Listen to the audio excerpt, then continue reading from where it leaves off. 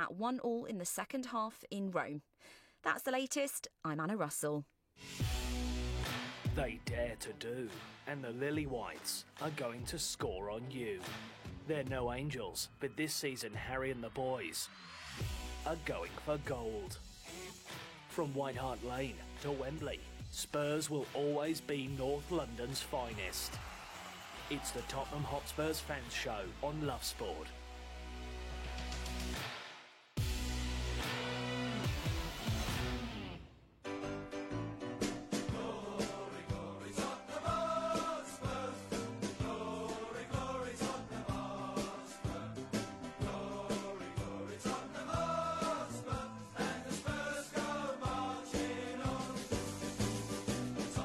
It is that time again. Yes. Thursday night, 7 o'clock, Love Sport Radio. It can only be one thing, the Spurs Fan Show. Right here with me, Charlie Hawkins. I'm delighted to say I'm joined in the studio by a very positive trio. Ricky McQueen, Lee McQueen, as you... Ricky McQueen, I've just said. Just Lee son of the space of 5 seconds. Ricky Sachs and Jason McGovern. We're here for the next Ricky 2 McQueen. hours. I know, it doesn't suit him, does it? No, he wishes he's a McQueen, mate. It's a strong name, isn't it? I do wish that. Ricky McQueen. I tell you what, if I have any more babies and they're boys, I won't call him Ricky. Could have been nicer there, Rick. Nicer, Could have been nicer. Delighted to have you all. Jason McGovern, Lee McQueen and Ricky Sachs. The last word on Spurs. This isn't the last word on Spurs because there is 2 hours to go. And what a win it was last night for Spurs, beating Red Star Belgrade in the Champions League. And guess what? It was an away win. Amazing. And a record away win in the Champions League era. And I actually tweeted that yesterday after the game, and I thought to myself, hang on a minute, I better check that, double check. And it was, of course, Harry Kane scoring a hat-trick against Applewell. Was the last time we scored 3 with no reply. So to get 4 away from home with no reply was an absolutely brilliant result, wasn't it? Well, it was an absolute brilliant performance. We're going to be talking all about that. Obviously, the game with Sheffield United on the weekend, because that's the one that really matters. But Red Star Belgrade 9-0 overall in aggregate in those 2 games. Spurs really turning it on there. Wasn't it fantastic to see, Jace? Danny Rose flying down that left and giving that assist. How good was that? Come on. I thought of you straight away. I didn't see any of that, mate. I didn't see it. I saw him give away another stupid foul in the 88th minute and give the ball away 58 times and dive around. But no, there were two fantastic passes. So he gets it, though. He gets it. Yeah, he gets it. Absolutely. That ball, Jason, that was surgical. Absolutely. What an assist. Brilliant. I'd give him another 10-year contract. Fantastic player. Back to his best. Celebration time. Celebration time. Yeah, getting celebrated. Did you get a Twix? Look at that. Saved it like Gazaniga. 3 clean sheets there. Get on the ball. Get the man. Gazaniga, 3 clean sheets. I mean, talk to me. He is. Please, because I'm going to eat this Twix. Yeah, go for it. I mean, Gazaniga, Macaniga, as we well know, I mean, he's absolutely fantastic. And I think, for me, people talk about Lloris, and he's still the number 1, and that's fair enough, club captain. But and you can only beat who's in front of you, and all that sort of stuff. But look, we've been in the doldrums and the doom and gloom for so long. Let's celebrate some good stuff, and getting the celebrations all over the studio is one thing. Gazaniga, 2 fantastic saves again last night, and like I said to the lads just off air, just before we come in, you can't go through all this doom and gloom and have no away win since the Ajax semi-final in the Champions League and expect not to give away any chances. Yes, we gave away a couple of chances, but we kept them out, and that's got to be the main thing, isn't it, Rick? I agree, yeah. I think for me it was nice to see a bit of fresh blood, enthusiasm in the squad. And Giovanni Lo Celso is probably going to be the man that takes a lot of the headlines. I thought he was terrific. Ryan Sessegnon coming on in the space of 10 minutes, getting an assist. So there's plenty of positives. The key will be whether Maurizio does intend to stick with the core group or core team. This is where I'm sceptical. For the Sheffield United game. And I think that's what fans want to see now, because we saw the Red Star reverse fixture where we comprehensively won that. He changed it for the Liverpool game. And I think now fans, we can see who's committed. We know the players we want to see on that football pitch. And it's whether Maurizio now is brave enough to pick those players that we believe want to play for the football club. Well, a big theme of the show 2 weeks ago was, will he stick with that Red Star Belgrade winning team 5-0, and then he changed it to Liverpool? What will happen this time around, because it is Sheffield United on the weekend? And as always on this show, you're part of the last word on Spurs, so tweet us at Love Sport Radio or call us 0208 70 20 558. Before we do the Champions League, because it was a fantastic win, let's quickly take it back. The last time I've seen you, we spoke about that Everton game. Jace, I know how much you said those 2 games were more key. We have a great great history up at Goodison Park. We get the results no matter what team we put out. We seem to get a result up there. So close, just quite didn't happen. Obviously, the injury played a big part, and Everton poured it on. Loads of injury time added there. But what did you make of that result and that performance? I thought it was a poor performance, if I'm honest, and a poor result. You know, like I say, I expect to go to Everton and win. We were 1-0 up, but we played some awful football. I think we had 2 shots on target in the game. So, you know, whilst we ended up throwing a lead away, you couldn't really say that we deserved to win the game. And Everton were even poorer than us, so that was the frustration. And probably unlike everyone else this week, I partly would criticise Sonny for what happened. So you know, it was just a disappointment all round. And I had a moment where I thought perhaps it is time that we just, you know, moved on from Poch. I can't see this turning. Last night gave us a glimpse to the future, but we have to back that up, and we need 8 wins in the next 10, 11 games to convince me we've turned that corner. Well, Jace, that's it. I'm quite surprised at that, because obviously in the last week you've maybe changed your opinion. You said you was maybe in a small minority to criticise him. Why would you criticise Song for that challenge, or maybe more? I didn't think it was a red card, but I was uncomfortable appealing it, because for me, still a deliberate foul, still a foul without any intention to play the ball. Still caused an injury, not on purpose, but he still caused an injury, and the injury that the player got, I think it looks a little bit desperate that we appeal it in view of the injury. I get perhaps the appeal to take some of the guilt away from Sonny, and my concern is always to get Sonny's head right. Hopefully we got that last night, but like I say, it wasn't a sending off, but in view of the injury, I think the injury was down to us. Well, Lee, what did you make of what Jace had to say on that one? I think that we were poor against Everton. I totally agree. I think 2 shots on target, awful. I think the selection again was not right. Having said all of that, I mean, I agree with Jace. Everton were worse. And actually, if Sonny doesn't do that, if that red card doesn't happen, we win that game. Simple as that. And sometimes in football, in sport, but certainly in football, you need a goal to come off your backside, or just a bit of luck or something to turn this bad form around. And that was the game. But it wasn't, because of what happened in the last 10 minutes, 12 minutes of injury time. Serge Aurier's head's gone. Well, it probably was never there actually this season for sure. But you know, you know, again, we can see the goal, which is completely defendable. You know, a cross coming in. Toby missed his header. Toby missed his header. Another one of the contract rebels that I keep nicknaming them now, essentially. He misses his header, bullet header in, you know, free header essentially to go 1-1.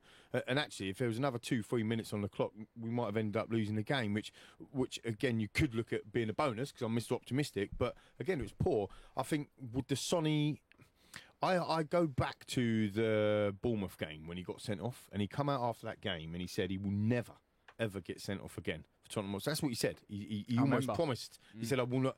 And he did. He got sent off against Everton. Rightly or wrongly, that's a slightly different debate. I thought there was just a little bit of retaliation from the arm from the elbow, and it was in his from mind. the same player, wasn't it? It was Gomez. It was like 30 seconds before, wasn't it? Yeah, a couple of minutes. But yeah, I thought it. Like I say, it was a deliberate foul with it's my turn to get one back on you, and nobody wants to injure a player like that. But his actions caused that injury when it really should have been nothing of the sort. And for sure, his actions caused the game to change, because ultimately he got sent off, and because he got sent off, we essentially lost the game.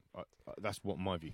I'd rather look at the fact that of the team selection. I know the boys are probably saying that if Sonny doesn't get sent off, we go on to win that game. I still feel with Tottenham at the moment that when we are continually selecting players that don't want to be there, I think it's going to be very hard long term to get results. And this is the most baffling thing. He picks the 11 we saw against Red Star Belgrade, barring Danny Rose being selected.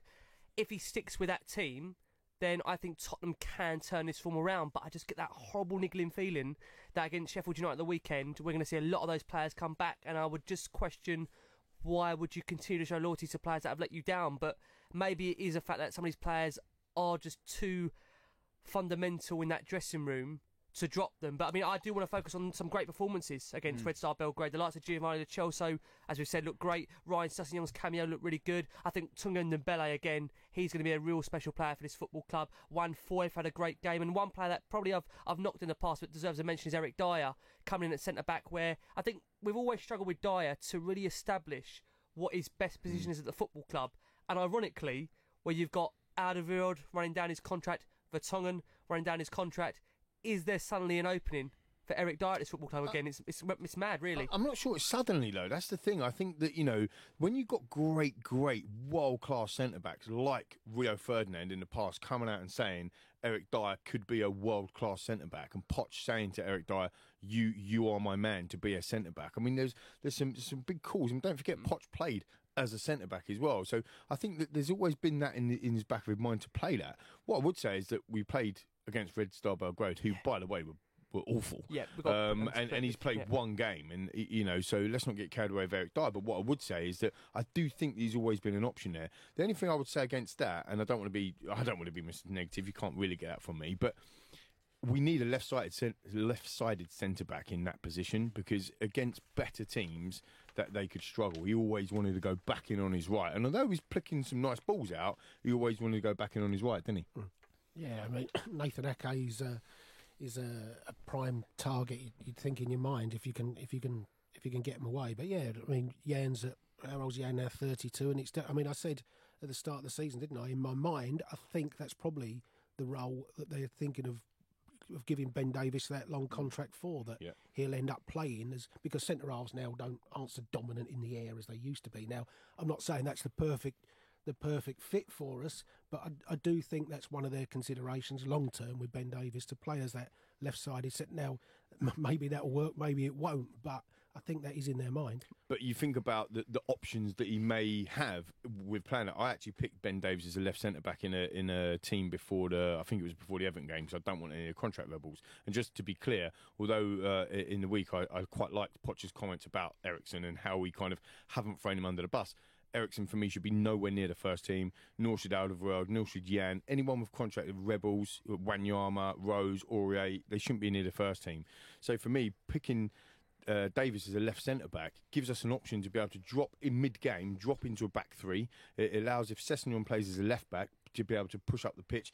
It allows Davies to go out as a left-back if he needed to. It gives you quite a lot of in-game options. And when Poch was really successful in the two title challenges that we actually had, the League Cup final that he got us to, the two FA Cup semi-finals that he got us to, the Champions League final, maybe a little bit less than that, because it was only last year. What we were really good at is in-game changing. Do you remember, Rick? He used to drop into a back three in-game. It just doesn't change it that much anymore. I would concern myself long time whether Ben Davies is going to be good enough to feature for Tottenham at the left-sided centre-back. I think Spurs long-term need to look at that centre-back area, which I'm sure they're going to be doing. I mean, Jan Vertonghen, it seems at the moment, from what we can gauge, that he's no longer in Pochettino's, I wouldn't say first team plans, but definitely he's not in the forefront of his preferred 11. And I just wonder, it definitely is the case that Vertonghen's lost a yard of pace over the summer. Alderweireld, again, has got no intention of signing a long-term contract, so he has to find a way in these next couple of months up until January to put out the best possible team to get results. And I would just question whether he's done that enough. Yeah. Well, we're talking the Red Star Belgrade game, the 4-0 victory. What did you make of it? Let us know. Call us on 0208 70 25 58. We're going to continue this discussion and obviously talk about Delhi not being in the England squad, which was announced today. Giving your team a voice. Love Sport Radio. Follow @Love Sport Radio on Twitter for all the latest news, views, competitions and the best bits from your favourite station. Love Sport. The station giving fans a voice. You're in leakage, you're in leakage. You're in leakage, you're in leakage. You're in leakage. You're in leakage, you're in leakage. Kenna men. Pants and pads. You're discreet. Masculine. You're right. Secure absorption zone. Buy online or in shops. You're in. Tenna men. Keep control. You're in. No. This is Here's Lionel, another very happy person who saved themselves money at a spokesmansaid.com. Hi, I'm Lionel from Peacehaven. I took note of what the spokesman said and I saved £484 per year on my energy, and I recommend everybody does the same. A spokesmansaid.com. Getting real people, real savings. Compare, switch and save with a spokesmansaid.com. Fighting for you, saving you money. Driving too close to the car in front gives you less time to react. You may not realise that you're tailgating. Leave a 2-second gap between you and the vehicle in front. When it's wet, leave a 4-second gap. By staying back, you give yourself time to react. Stay safe. Stay back. Highways England, connecting the country. How are you? How are you really? Modern life can be busy, and sometimes it's easier to look after others before looking after yourself. But there's only one you. And making small changes to your lifestyle now could improve your chances of staying healthier longer. So take the first step to a healthier you with our free How Are You quiz. See how you score and get personalised tips and support. From how to eat a little healthier to turning a 10-minute walk into exercise.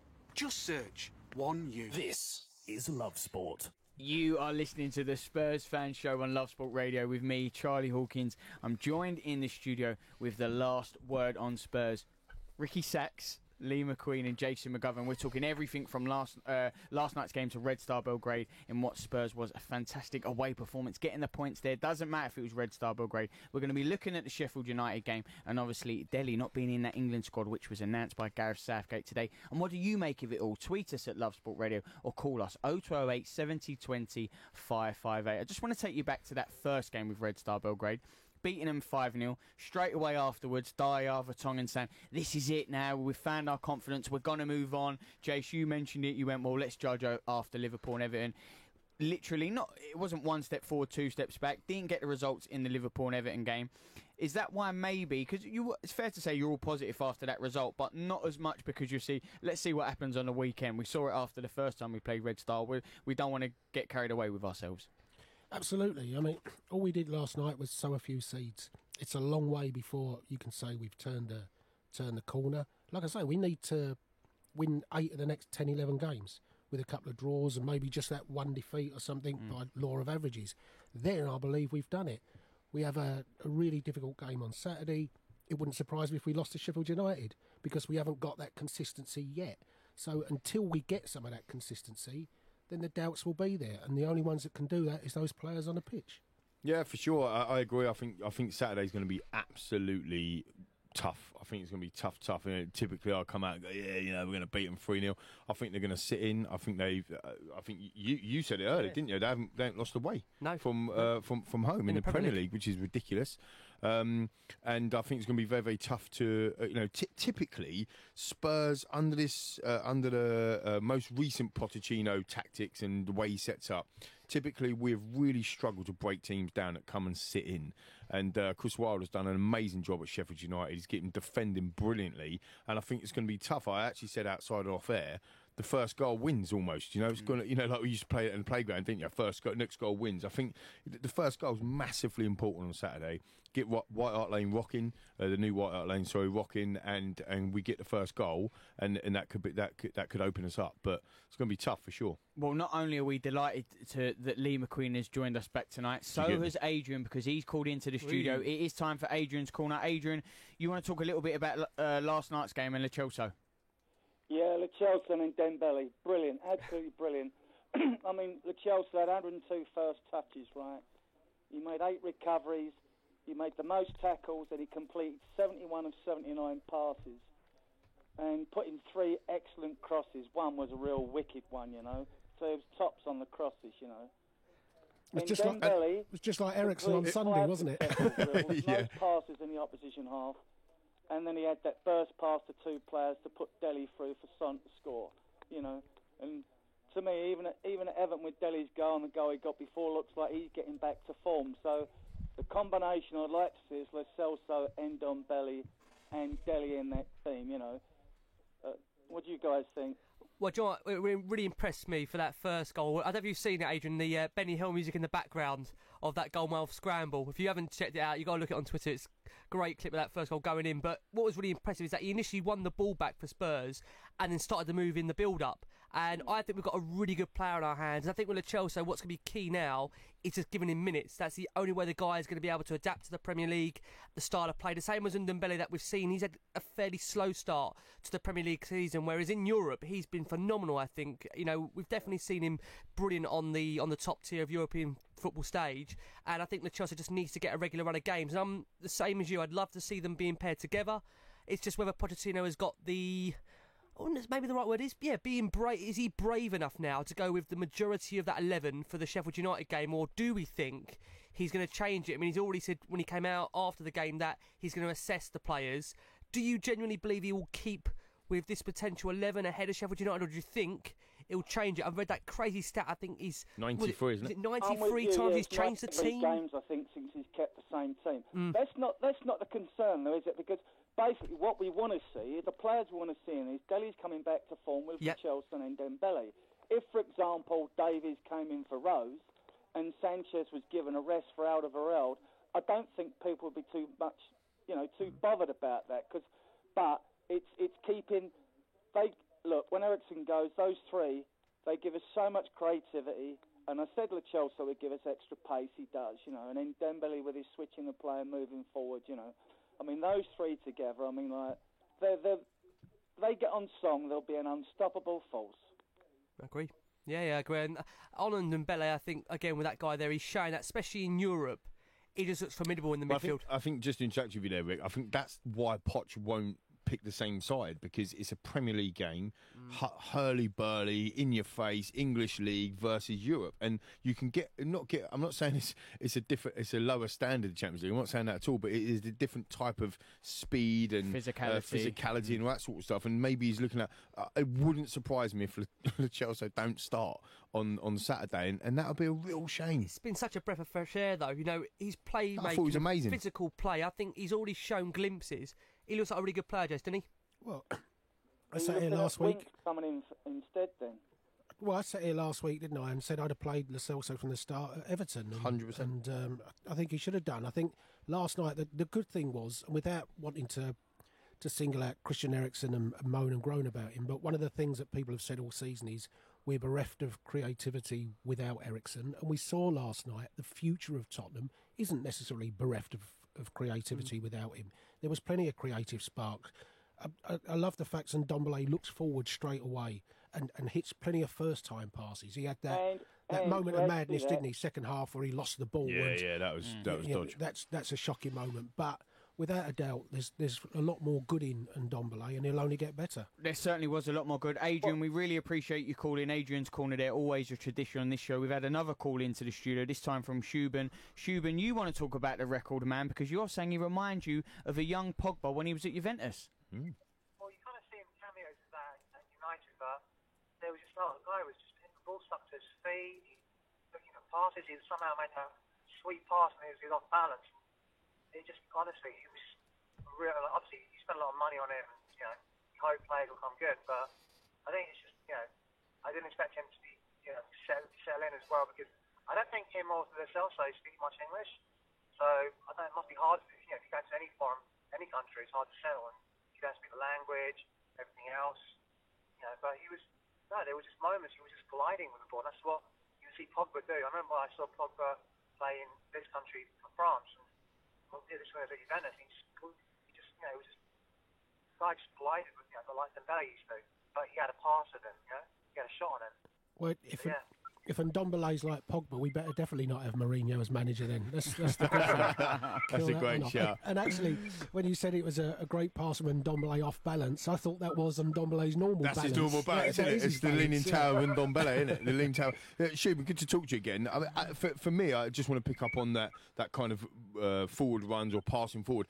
What we done both times brilliantly against Red Star in the home game and also the away game is midfield running. So midfield runners beyond, like a Harry Kane, for example. There was times in that game yesterday that Harry was playing a number 10 role, which I've gone on on record and saying in the past that he's probably our best number 10 that we've got, let alone the best number 9 in the world. And the ball through for Sessegnon to put the assist was absolutely phenomenal, and that would come from Kane. But so runners on behind Kane, so we can drop a little bit deeper, but also powered runs from the central midfield, with a Sissoko, with Dembele that he done that, Lo Celso done that as well. Like for me, that's what we've been missing. That, and again, I think it does come down to confidence. It wouldn't surprise me is over the next kind of 4 or 5 weeks that you'll see some of them players that were struggling, like the Erikssens, if he's still going to be getting games, which seems like he is under Poch. Then that he start getting some confidence back and start playing a little bit better, because confidence is a massive thing in this game, as we know. Definitely. I'm actually hoping that he does like a Sir Alex with Lo Celso, because I think Lo Celso's got some friendlies or something. They have to go, like, I have no idea where they're going. Some pointless friendlies to make the RFA a lot of money or something. I hope he comes to Sir Alex and say, yeah, no, he's got a hamstring or something. Like pull him out of the international. I mean, it would be amazing to be. I was thinking this. I kind of agree with you. I was thinking this with Sessegnon as well, to be able for Poch for a few of them players just to stay back. Do you know what I mean? At the Hotspur Way, at the travel, at the training ground, and just kind of just get almost a mini pre-season under their belt with a few of them players. But obviously that won't happen. They're all going international duty, and that's just the way the world works. But I don't know. I mean, I think Lo Celso was excellent. I think Ndombele was excellent. And you talk about Pogba there, Shub, and there was Moussa Dembele likenesses yesterday, wasn't there? Turning on a sixpence, keeping the ball, not being able to get the ball off him. Like you said, it stuck to his feet, and I just looked at it, and we have clearly missed that. You mentioned that on a pod actually this week, didn't you? About missing Moussa Dembele, and when Ndombele puts in a performance like that, you kind of go, hello. He just refuses to let the game stand still. That's what I love about Tanguy Ndombele. When there's an opportunity to get involved, he's at the forefront of it, and he pushes forward with the ball, glides with it. And I think, again, in terms of European football at the moment, he's been a breath of fresh air for Tottenham. I just won, long term in the Premier League. I think he's going to also be great there. It's going to take time. He's going to need games, and that's the most important thing. That Pochettino has to now find a rhythm and keep with a core team. And I know it's difficult because you've got multiple competitions, but he has to find a way of being able to play, I think, 7 or 8 players on a regular basis. We've seen with Tottenham, especially with the fullbacks and defenders, that where Tottenham were successful under him for that period we were challenging for the league is where he actually had a consistent back four. How many times I say that last season on this very show? I mean, I've given you the stats. You're bored of all my stats. Just on the back five, the interchange. At one point last season, we played 3 goalkeepers. Yeah. Like in the first month. But Manchester City played 3 last night. Well, they did actually. Carl Walker. But maybe 50 now, million I think, goalkeeper. But maybe now with Sessegnon, maybe we have found ourselves a potential gem. And with 1-4, I thought he had an excellent game as well.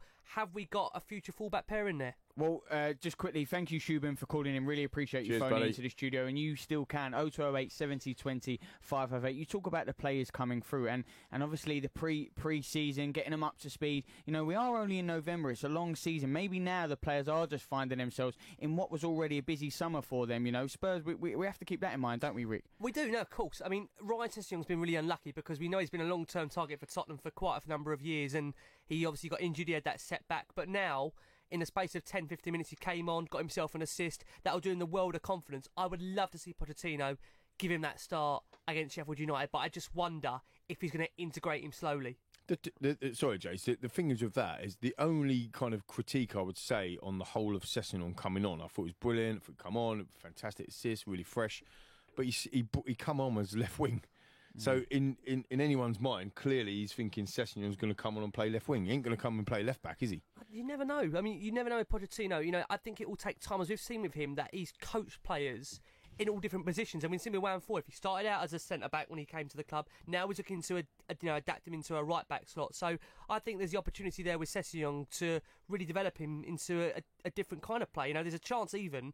I dare I say, I know it's very early days, but is he looking at him like a Gareth Bale kind of figure where he comes in? No, I'm just saying that. Talk to me.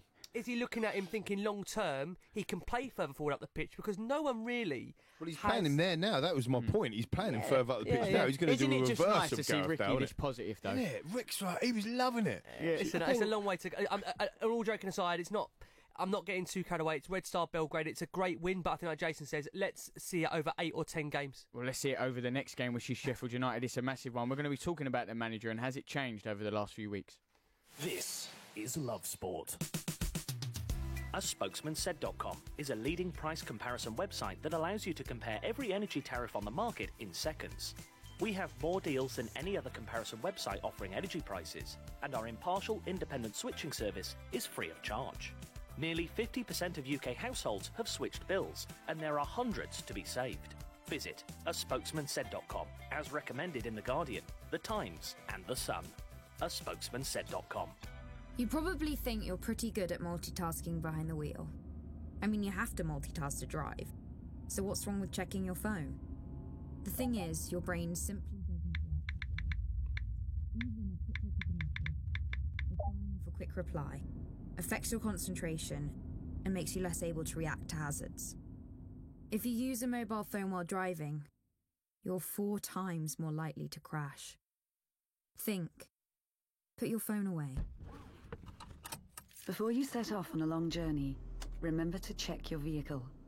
Are your tyres correctly inflated? And are the treads deep enough? Have you got enough fuel? Is your oil level right? Checking your vehicle doesn't take long, but can prevent a breakdown or accident, and save you money.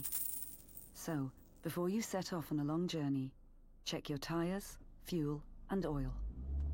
Highways England, connecting the country. If you see somebody showing any of the signs of a stroke, you don't have to think about it, you just dial 999. Use the FAST test. F. Face. Has their face fallen on one side? Can they smile? A. Arms. Can they raise both arms and keep them there? S. Speech. Is their speech slurred? T. Time. Time to call 999 if you see any one of these signs. Act fast, make the call, dial 999. Love Sport Breakfast with Richard Lee and Patrick Christys. All day. What a lovely story that is. You know, the young 18-year-old Muslim girl from Peckham gets on a racehorse for the first time 2 months ago and then goes and wins at Goodwood. Just shows you anything is possible. Exactly. If you put your mind to it. What you believe, you can achieve. Do you want some more? Well, aim for the moon and miss, you become one of the stars. Okay, stop it now. If I really wanted to become a jockey, though, I could. Because of the weight issue. Because I haven't got a whip, Rich. Oh, sorry. Weekdays from 6 a.m. Love Sport. You are listening to the Spurs Fan Show on Love Sport Radio. I didn't know what I was going to say. Think so. We're still here. Yeah. We're still here. The Spurs Fan Show on Love Sport Radio with me, Charlie Hawkins. I'm joined in the studio with the last word on Spurs. Ricky Sachs, Liam McQueen and Jason McGovern. We're talking everything from that Red Star Belgrade game. I've got teeth envy, right, for Klopp. I'm just throwing it out there. He's on one of the screens here in the studio. He's got great teeth, hasn't he? They're not as good as Firmino's teeth, but they're pretty good. Do you not agree? It's the last. You know how long I prep these intros, Lee? I'm you sorry, just went buddy. right through it, Teeth, just like mate, a Danny teeth. Rose assist, the surgical. Boom. There you go. That's it. I'm just going to bring you back and never again. Talking about Klopp, the Liverpool man. This is a Spurs fan show. What's Teeth, happening mate, here? teeth. I'm talking about teeth. Spurs did have It's all good these squad sweets, depth, I mate, don't that know. we've got in here. When's Jeremy Brown coming back? I'm dropped next week, mate. Substitution. Substitution.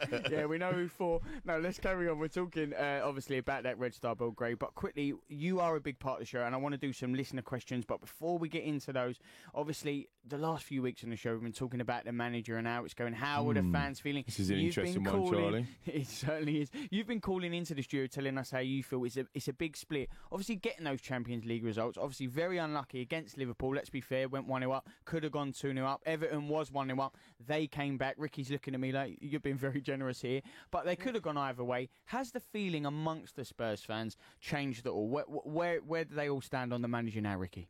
Well, I can't tell you where everyone stands. I can only give you my opinion that at the moment, of course, it was a great win against Red Star Belgrade, but I'm not going to get nowhere near carried away. I mean, what I'd loved him to do is, as I keep saying, is to see a similar team selection to that Red Star Belgrade game against Sheffield United this weekend. Can I see it happening? I can't, if I'm being honest with you. I still think he's going to make a number of changes. I think where we are with Pochettino is that I think in our heart of hearts we would love him to be able to turn this around and lead Tottenham to trophies in the future. We would love him, or I would love him. Oh, you would, yeah? Yeah, I would love him to turn it around, but I just get that niggling thing in the back of my mind. I just don't know. Is he squirming over there?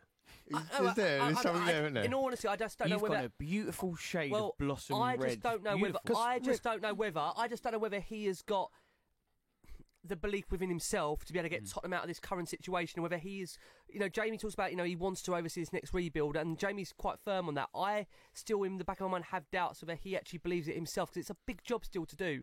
I think what will give him some hope will be the glimpse of the future last night, seeing that we have got the likes of Lo Celso, Sessegnon to come into the team, and Dembele as well.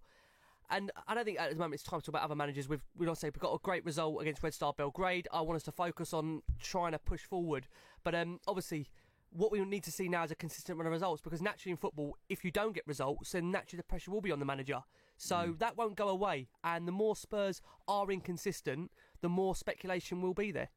Yeah. Does anyone know what, off the top of your head, don't Google this, does anyone know over 5.5 years what Pochettino's win ratio is at Tottenham Hotspur Football Club? 59, isn't it? 59. Didn't it come up last week, I think? 59%. Told us last week. That's gone down considerably, obviously, because of this start of this season. But that's pretty Still incredible higher than over a any period of other. time, Very isn't good it? though, isn't it? That's pretty 59%, amazing. yeah. Does anyone also know from when Pochettino took over the club? When Pochettino took over the club, we won away at Chelsea for the first time in, 26 years? Now, people could say to me, that's a lack of ambition, this, that, and the other. Why are you bringing that up? Because how many managers do we have in that 26 period that didn't go to Stamford Bridge and win a football match? We done City away, we droned Barca, we done Madrid, and away. We've done Arsenal away, which many managers couldn't have done that. We got to a League Cup final, 2 FA Cup semi-finals, a League Cup semi-final, a Champions League final. We've got 2 title challenges under our belt. By the way, and I just want to bring this up as well, in the 2013-14 season, Liverpool were 5 points clear at the top of the table. They lost Steven Gerrard, slip, all that sort of stuff, and they lost to City that year. It took 4 years for them to rebuild their squad to go again to get to a Champions League final and then ultimately to win it last season. 4 years it took. Leicester, they won they freakishly, however you want to say it, but they won it. They won the title. It's taken them 4 years, 3.5 years after football tragedy and rebuild and to get back to what some people are saying that they're going to guarantee top 4. They won't get top 4. Yeah, just saying that there. Hang on a minute. Just putting some context. No, they won't. To give you some context. Again, wow, because it's all short-termism, Charlie. You've played 10 games of football. Yeah, but 10 games. It's not just 10 games. It's the way Lee, this is stretching back for the last 6 to 9 months, domestically as well. We can't sit here and sugarcoat what has happened over these last 6 to 9 months. The results have not been good enough. Short-termism. It's not short-termism. No. 6 to 9 months is not short-termism Did you sack in football. him? I wouldn't sack it. Listen, at the moment where I am... Can you take your hat off when you answer this so we can see the colour of those eyes? No, hold on, Jace, answer the question. Even you've said yourself that your mindset has changed over this last couple of weeks. We've got to be honest about it. Testing times, of course it is. But everyone, no one's human. No one's human. If you back to old facts and history about what he's done and what he hasn't done. At the moment, the last 6 to 9 months have not been good enough under Mauricio Pochettino domestically. But where's your yes or no? expectation come from? No, hang on a minute. Your expectation has come from Pochettino. That is the weirdest thing about it. Because Pochettino's given me the expectation, now suddenly... So suddenly we're entitled to go to Stamford Bridge and win every time we go there. I'm not saying that whatsoever. Suddenly we're entitled to go and get into all these cup finals all the time. I'm entitled to see Tottenham at the moment not in relegation form over this last 6 to 9 months domestically. Am I not with that squad? Has he not underperformed with that squad over the last 6 to 9 months? So you're saying Pochettino's underperformed in the last 6 to 9 months? Pochettino and the players collectively as a group, responsibly wise, they have not performed to the level that they should have done over this last 6 to 9 months domestically. Yes, I am saying that. Okay. I don't know how anyone can disagree. Look at our form. It is alarming. How can you sit there and say it's not anything but alarming? The form. I didn't say it wasn't alarming. I didn't say it weren't testing. I didn't say it weren't concerning. But what I'm saying is, at what period of time do you take that over? If you take it over a 10-year period, he's doing amazing. If you take it over a 5-year period, he's doing amazing. If you take it over a 9-year, allow you to do that, Lee. Though I completely. It's an opinion, isn't it? That's what I'm saying. It's an opinion. They don't allow you to do that, do they? It is such short term. It is such instant. That's what I'm saying. Some fans don't allow you to do that. Some supporters don't allow you Some chairmen don't allow you to do that, but it depends on what your thinking is. You know, when I remember back, and it was only last season, was it not, that we beat Chelsea away from home, or maybe the season before, forgive me with my stats. We haven't been Stamford Bridge in the league and won for 26 years. So where is our entitlement come from? We're going through a bad patch. We need to be behind and be strong. And I agree with what he's saying. And it has been testing for me. You know it is. I'm wavered in my support for Pochettino. But sometimes when he keeps picking these damn players that have clearly got contract issues, you've got to start to question it. But I wouldn't be saying that I need to sack the guy. We definitely... Whatever happens over the 9 months, we need to improve. Results have to pick up, because we're not a side that should be winning 8 games in 31 or 32 or whatever. No. I agree with that. I agree. That genuinely has to change. And the question is he the person to change it? And I've been of the belief that he was. But at Everton, when we saw that team sheet come out, you start to think we are not going to change it. And when he talked about January fixes, if he doesn't pick players he bought in July and we're now in November, how the hell is he going to pick them in, buy them in January and pick them in February? Would you sack him, Jace? Close to, yeah. Well, there are a lot of comments on Twitter and YouTube. That was a fiery, passionate debate, and this one comes from Pipes71 on YouTube. Ricky, you know what you're talking about. You know what the answer is. Do not allow yourself to be bullied by the rest of the panel. I'm not listening. I'm not might as well be bullied by anyone. I don't think anyone's being bullied at all. Stupid comment. At the end of the day, look, my opinion is that you cannot sit there and say it's just a blip when you've had a period of 6 to 9 months domestically. When you're in relegation form, believe me, I'm not backing down. No, and the same comment. For sure. The same comment. The guy said, "You don't get trophies for winning at Stamford Bridge." Yeah, but again, there's 4 trophies every season, 4 of them, and 4 of them trophies, and you go back to the stats that Jason tells all the time. He's wrong. We won the FA Cup in 1921 at Stamford Bridge. We got a trophy that day. Great, good history that. But again, it's just an opinion of where you see the club and where you want it to be. When you look at these title challenges, whether or not they won the title or they failed against the title, the Leicester title challenge and the Chelsea title challenge, we was going up against teams that had no European football. They were playing best part of 40 games a season, a couple of games in domestic cups and then 38 league games in the Premier League. Spurs were playing 60 games that season. Well, everyone tells me that, Ricky and one of our own, Jamie, they always say, transfer, our squad's not big enough, it's not good enough. Yet we're playing 60 odd games that time against teams that have only got to play a fraction of them games. It makes a difference. Right, forget transfers for a second. The squad he's had over these last 9 months, results-wise, should have been better. There is absolutely no argument to that. And I take Lee's points. He's had some wonderful results in his reign. And yes, you do allow managers to have a patch, but you can't just sit there and blindly disregard a consistent 9 months run of form, which is really, really worrying. And that's exactly what it is. And I hope, as I keep saying, this Red Star game is, a turning point. But I can't sit here and promise anyone anything like that, because we have seen that he then reverts back to type and changes the selection. What we need to see now is a consistent run of results. As Jason says, an 8 or 9 unbeaten run with a consistent team. Stop changing the fullbacks. Stop changing the centre-halves. Let's see a team that actually wants to go out there, fight for the shirt, and pick an 11 that all want to be at the football club. Well, I have to tell you of another comment, because the first one was helping Ricky and sort of saying that he was being bullied. Well, this one sticks up for Lee. This one comes from Martin. It says, absolutely brilliantly. Either Ricky backs the manager, then he does not. He's sitting on the fence every week. Lee, you are completely right. We've got the belief. We have to believe in the manager. Lee, stay true to yourself. Hold on. When you say back the manager, yeah, you can back the manager, but to the point of what? Am I just going to keep backing him endlessly when he keeps putting Christian Eriksen in a team that we know he doesn't want to be at the football club, when he keeps picking Danny Rose that they tried to force out, when he keeps picking Serge Aurier that clearly wanted away and he's in the team, when we've got Vertonghen, Alderweireld in there that are both running down their contracts. Listen, you can back a manager but still also question some of his motives and some of his decisions, and you have to. Who in these last 9 months can sit there and say that they can back Pochettino on every single decision? Because if they can, blimey, I'd like to shake their hand. No, and look, I agree with that last bit for sure. I know we've got to go break. I agree with that last bit, and I am on the contract rebels 100% on that side. But all I'm saying is that over what period of time do you give that person? That's what I would basically say. And my question was, you're talking about 8, 9, 10 games run. So in 8, 9 months, Lee. 8, 9 months. No, you're talking about 8, 9, 10 games run. Look, Jason said about, we've got to go on a run now, 8, 9, get some consistency. So what are you saying? After 8 games, if we ain't got any consistency, you're firing him? You got any? That's what. Come on, that's Christmas. Come on, man. Where are we? I'm going to be realistically. If he doesn't get any results in 8 to 9 games, then we are in a relegation battle. So you're sacking him?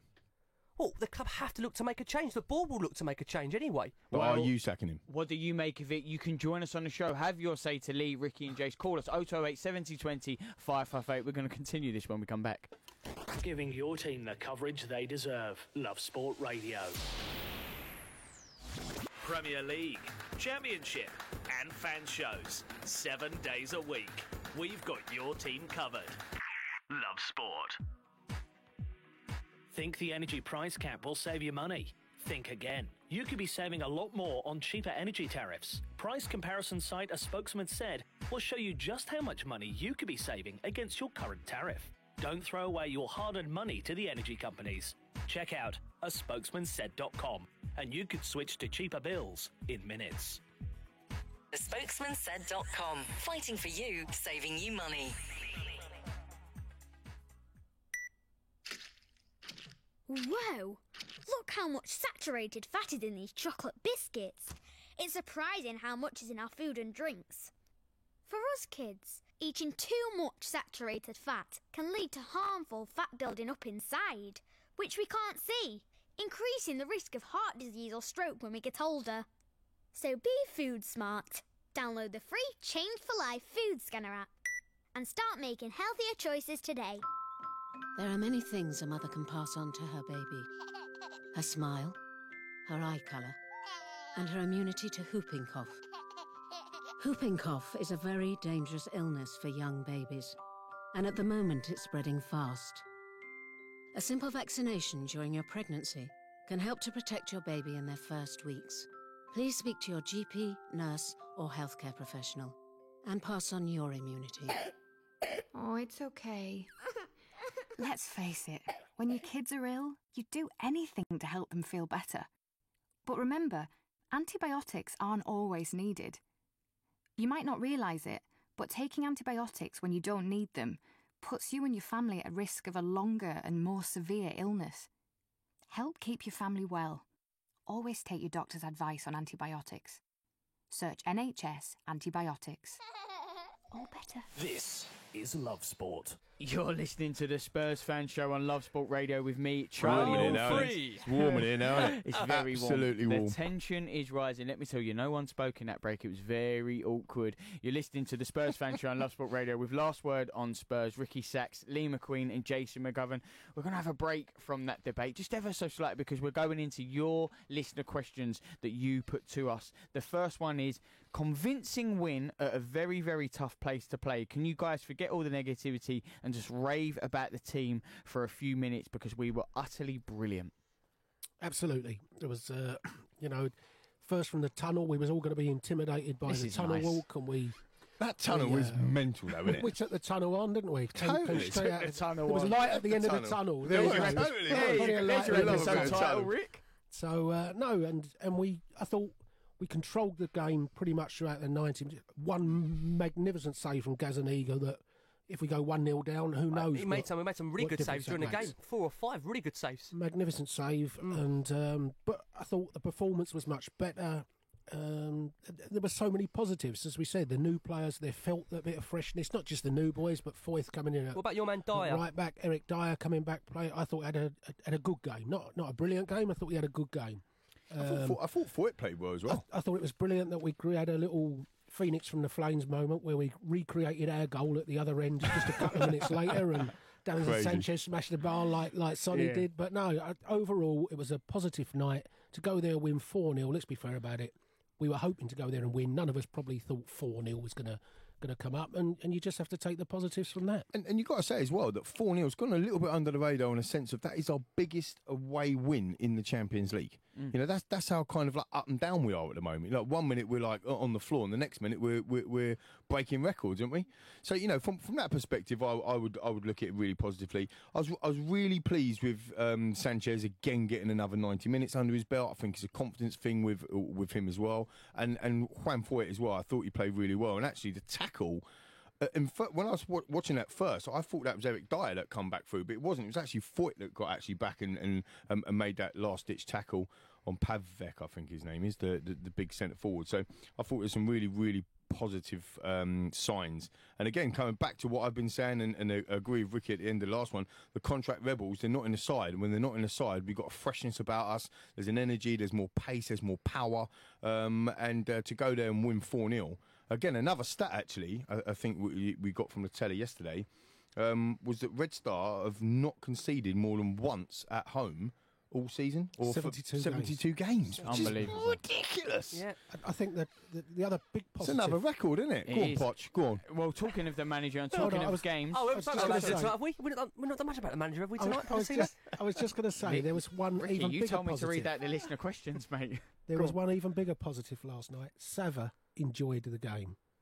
Wow. He actually became a happy He's really got clapper. under your skin, though, Jason. He became a happy Why has he got under your today. skin so much? He enjoyed the game. So Sava has joined the list of the happy clappers. I thought I was sitting next to Sava tonight. Hold on a second. No, I'm not having that. It'd be interesting if he calls up. The next question is from Darren. It says, what will it take to break the manager's rotation policy? 93 games without the same starting 11. Yeah. What is the common denominator there? Why is he doing this?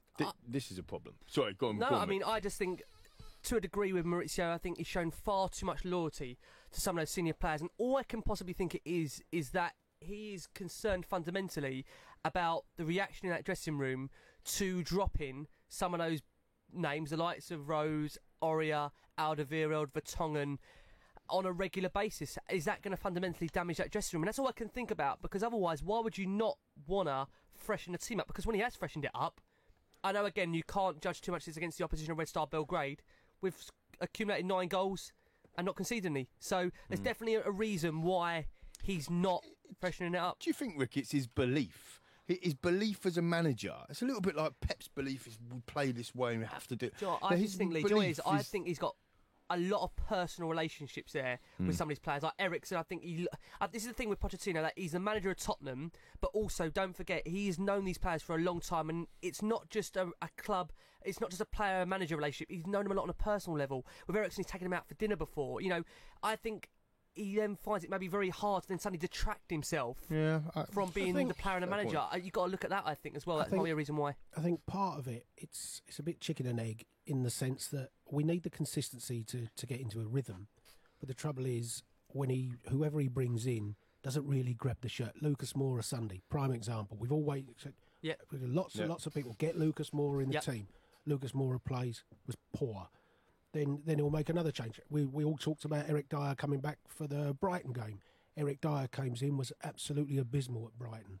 So when he has changed it, the players invariably that have come in haven't grabbed that shirt and really made the most of it. So he's second guessing all the time.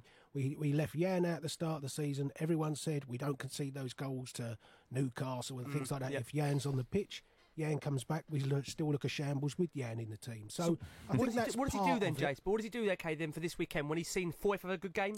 He's seen Sessegnon make an impact. He's seen the Chelsea play well. What does he do now then? Does he change it? For me, you pick 10 of those players again. Yeah, I agree. But in reality, do we think he's going to do that? I think the only way you'll get the consistency of team selection from him is if we pick up 17 injuries. He just doesn't like 90. There's a stat 93. Just like the that's astonishing, isn't it? It's astonishing. It's we picked this up on the defensive side of the game all last season, and I didn't pick it up on the rest of the team. But that is an astounding statistic. Whereby Claudio Ranieri in his time at Chelsea was nicknamed the Tinkerman. I mean.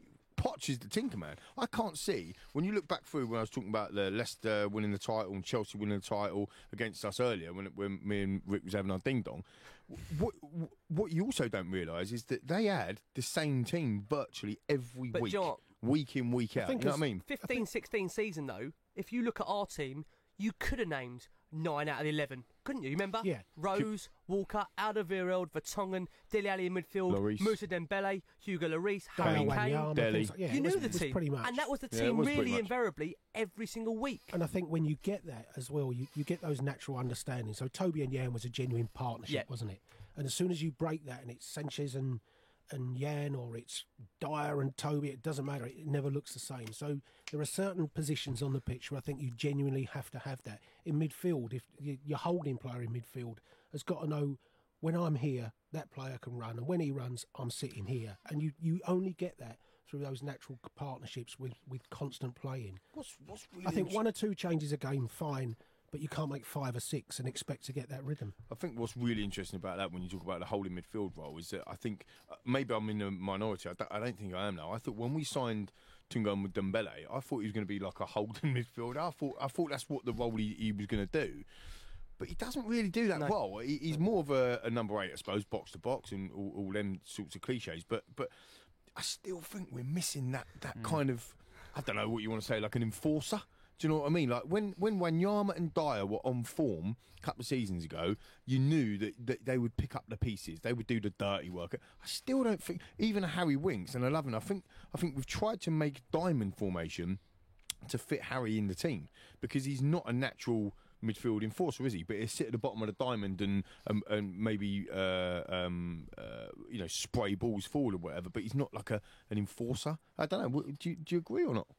No, he's not. The interesting thing, I think, Saturday, Sheffield United have looked like they got lots of runners from midfield, and that's when you perhaps want somebody who's going to genuinely sit in that hole and make sure those runs are checked. And my worry, I suppose, with Ndombele and Sissoko is they can both go forward, and a couple of times, even last night, you see them both go at the same time. That leaves you a massive hole. Well, 93 games for the manager, and he selected a different lineup. Who will he select to play Sheffield United? We're going to be looking at that game in the next hour because there is another hour still of the Spurs Fan Show. Love sport. Have you had enough of extortionate energy bills? A spokesman said could help you find the cheapest energy deals on the market. Don't take our word for it. There's hundreds of spokesman said customers who've saved big. Brian from Derbyshire saved £400 on his energy bills, and Tony from Northampton saved a massive £2,800 on his gas and electric. A spokesmansaid.com, the leading price comparison site where you can switch to the cheapest energy tariffs on the market in just minutes. Thespokesmansaid.com. Fighting for you, saving you money. Before you set off on a long journey, remember to check your vehicle. Are your tyres correctly inflated? And are the treads deep enough? Have you got enough fuel? Is your oil level right?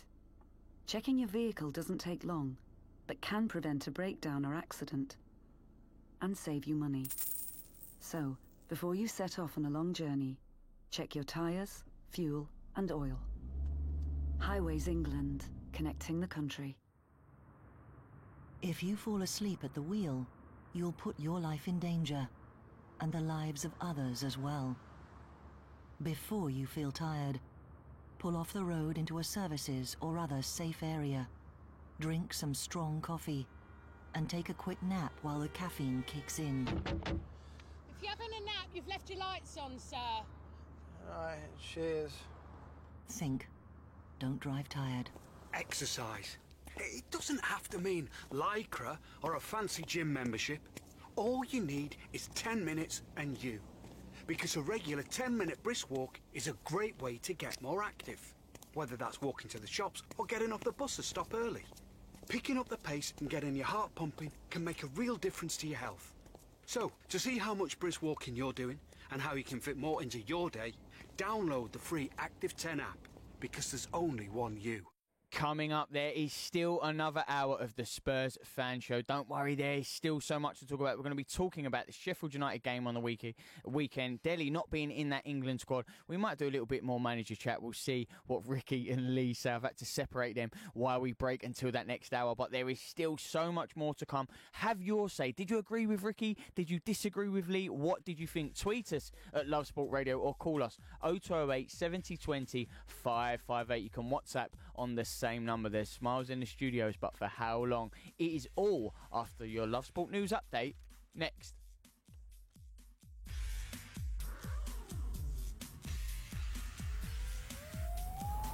On digital radio, online, mobile and smart speaker.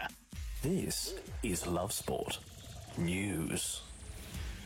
From the Sky News Centre at 8, 2 teenagers have been found guilty of murdering an innocent girl in an East London park. Jodie Chesney was stabbed to death as she hung out with friends in Romford in March.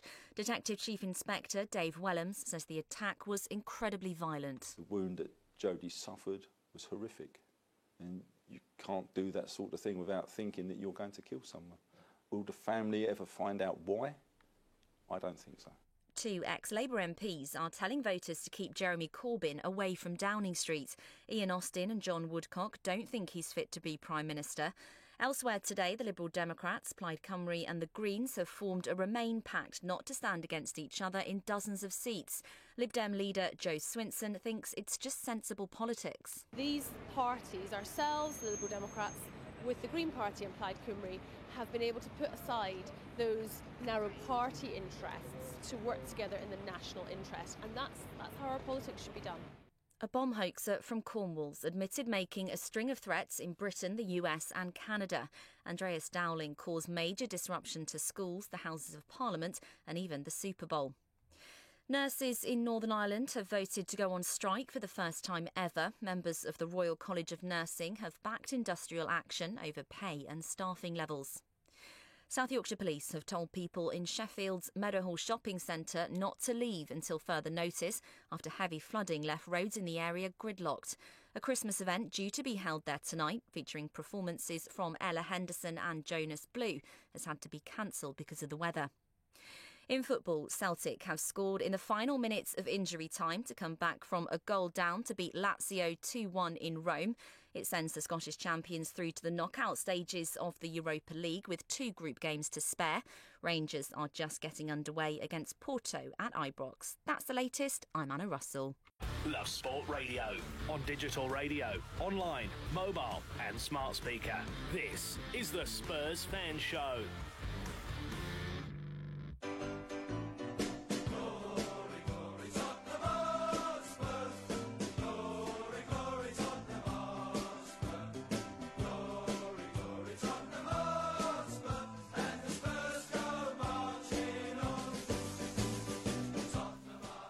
You are listening to the Spurs Fan Show on Love Sport Radio with me, Charlie Hawkins. I'm joined in the studio with the last word on Spurs. We've made up. Your friends? Kissed and made up.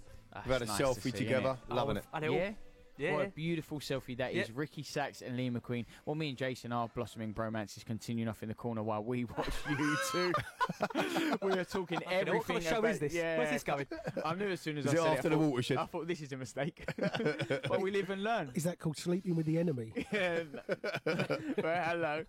I've completely lost my train of thought. We're talking about Spurs, though, and we're talking about the game on the weekend. It is Sheffield United. What team will they play? A lot of the times, the manager, as we know, 93 games and a different lineup selected every single time. Let's quickly talk. The focus is still on Spurs, but today it was the England squad announcement, and it was announced that Gareth Southgate hasn't selected Dele. Maybe a surprise, maybe not. Ricky, what did you make of it? I am delighted. I'm bloody happy that Dele Alli is not in that England squad, because at the moment he needs to focus on getting back to 100% with Tottenham, and I think he's getting close to being back to his best. I think in the recent weeks Dele's picked up form. We've seen a couple of goals, a couple of assists, and I think actually for Spurs, selfishly, I'll be honest, I'm a Tottenham fan first and foremost, not really much of an England fan. All I care about really is seeing Dele Alli doing well for Tottenham. And I'm really, really pleased that he's not in that England squad, because I think long-term Dele will get back to his best. He's a confidence player. He needs a run of games, and I'm hoping he's now going to start getting that run. Lee? Yeah, I love Dele. I backed him in the week when he was getting some grief from some of the mainstream medias and analysts, and I think he needs to play to get his confidence. I think he's a pure confidence player. I think people forget he's 23 years old. What he's done so far is amazing. Like Rick, I'm quite happy that he's not in the England setup. The only caveat I'd say to that is that because he needs games to get confidence, he could have got a couple of games in this international break that would have allowed him to get more confidence. And if he rocks up for England and scores 2 goals, that's going to leave him in good stead. But I think coming back, I think also a change of scenery for him, Lee. Maybe to go off with the England boys. Maybe, you know. But I think, Charlie, I think that as mere mortal fans, I think we forget sometimes that these players are absolute machines. They're athletes, and we talk about it all the time. Jason and I always say it's about fine margins.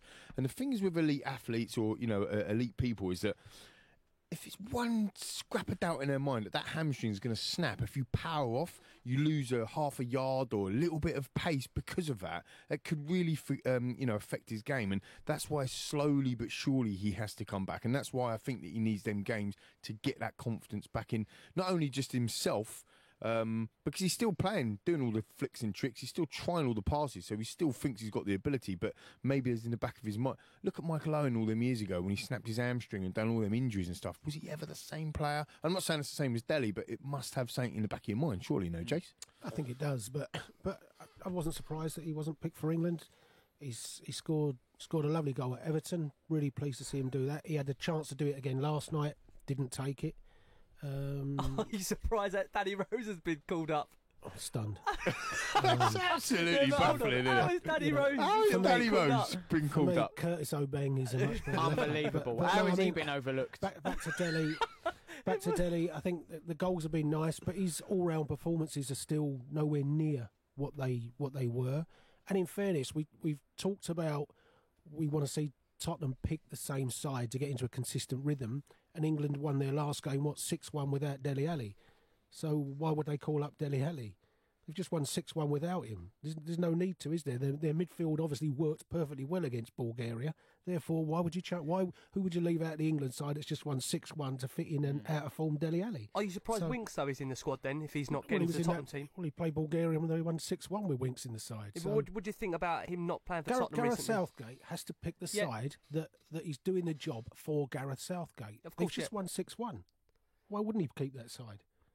It's a fair point, to be fair. I mean, just back on Delhi. Spurs won 5-0. The manager didn't keep that side. Well, yeah. We're criticising for him. And we are giving him jip, aren't we? I mean, I think with Delhi, I generally do think he's a superstar. When you watch Dele Alli live, no matter how good or bad his form's been, when you go there and watch him live, like we've all done, just do Delhi cam for 5 minutes or so. Just literally what.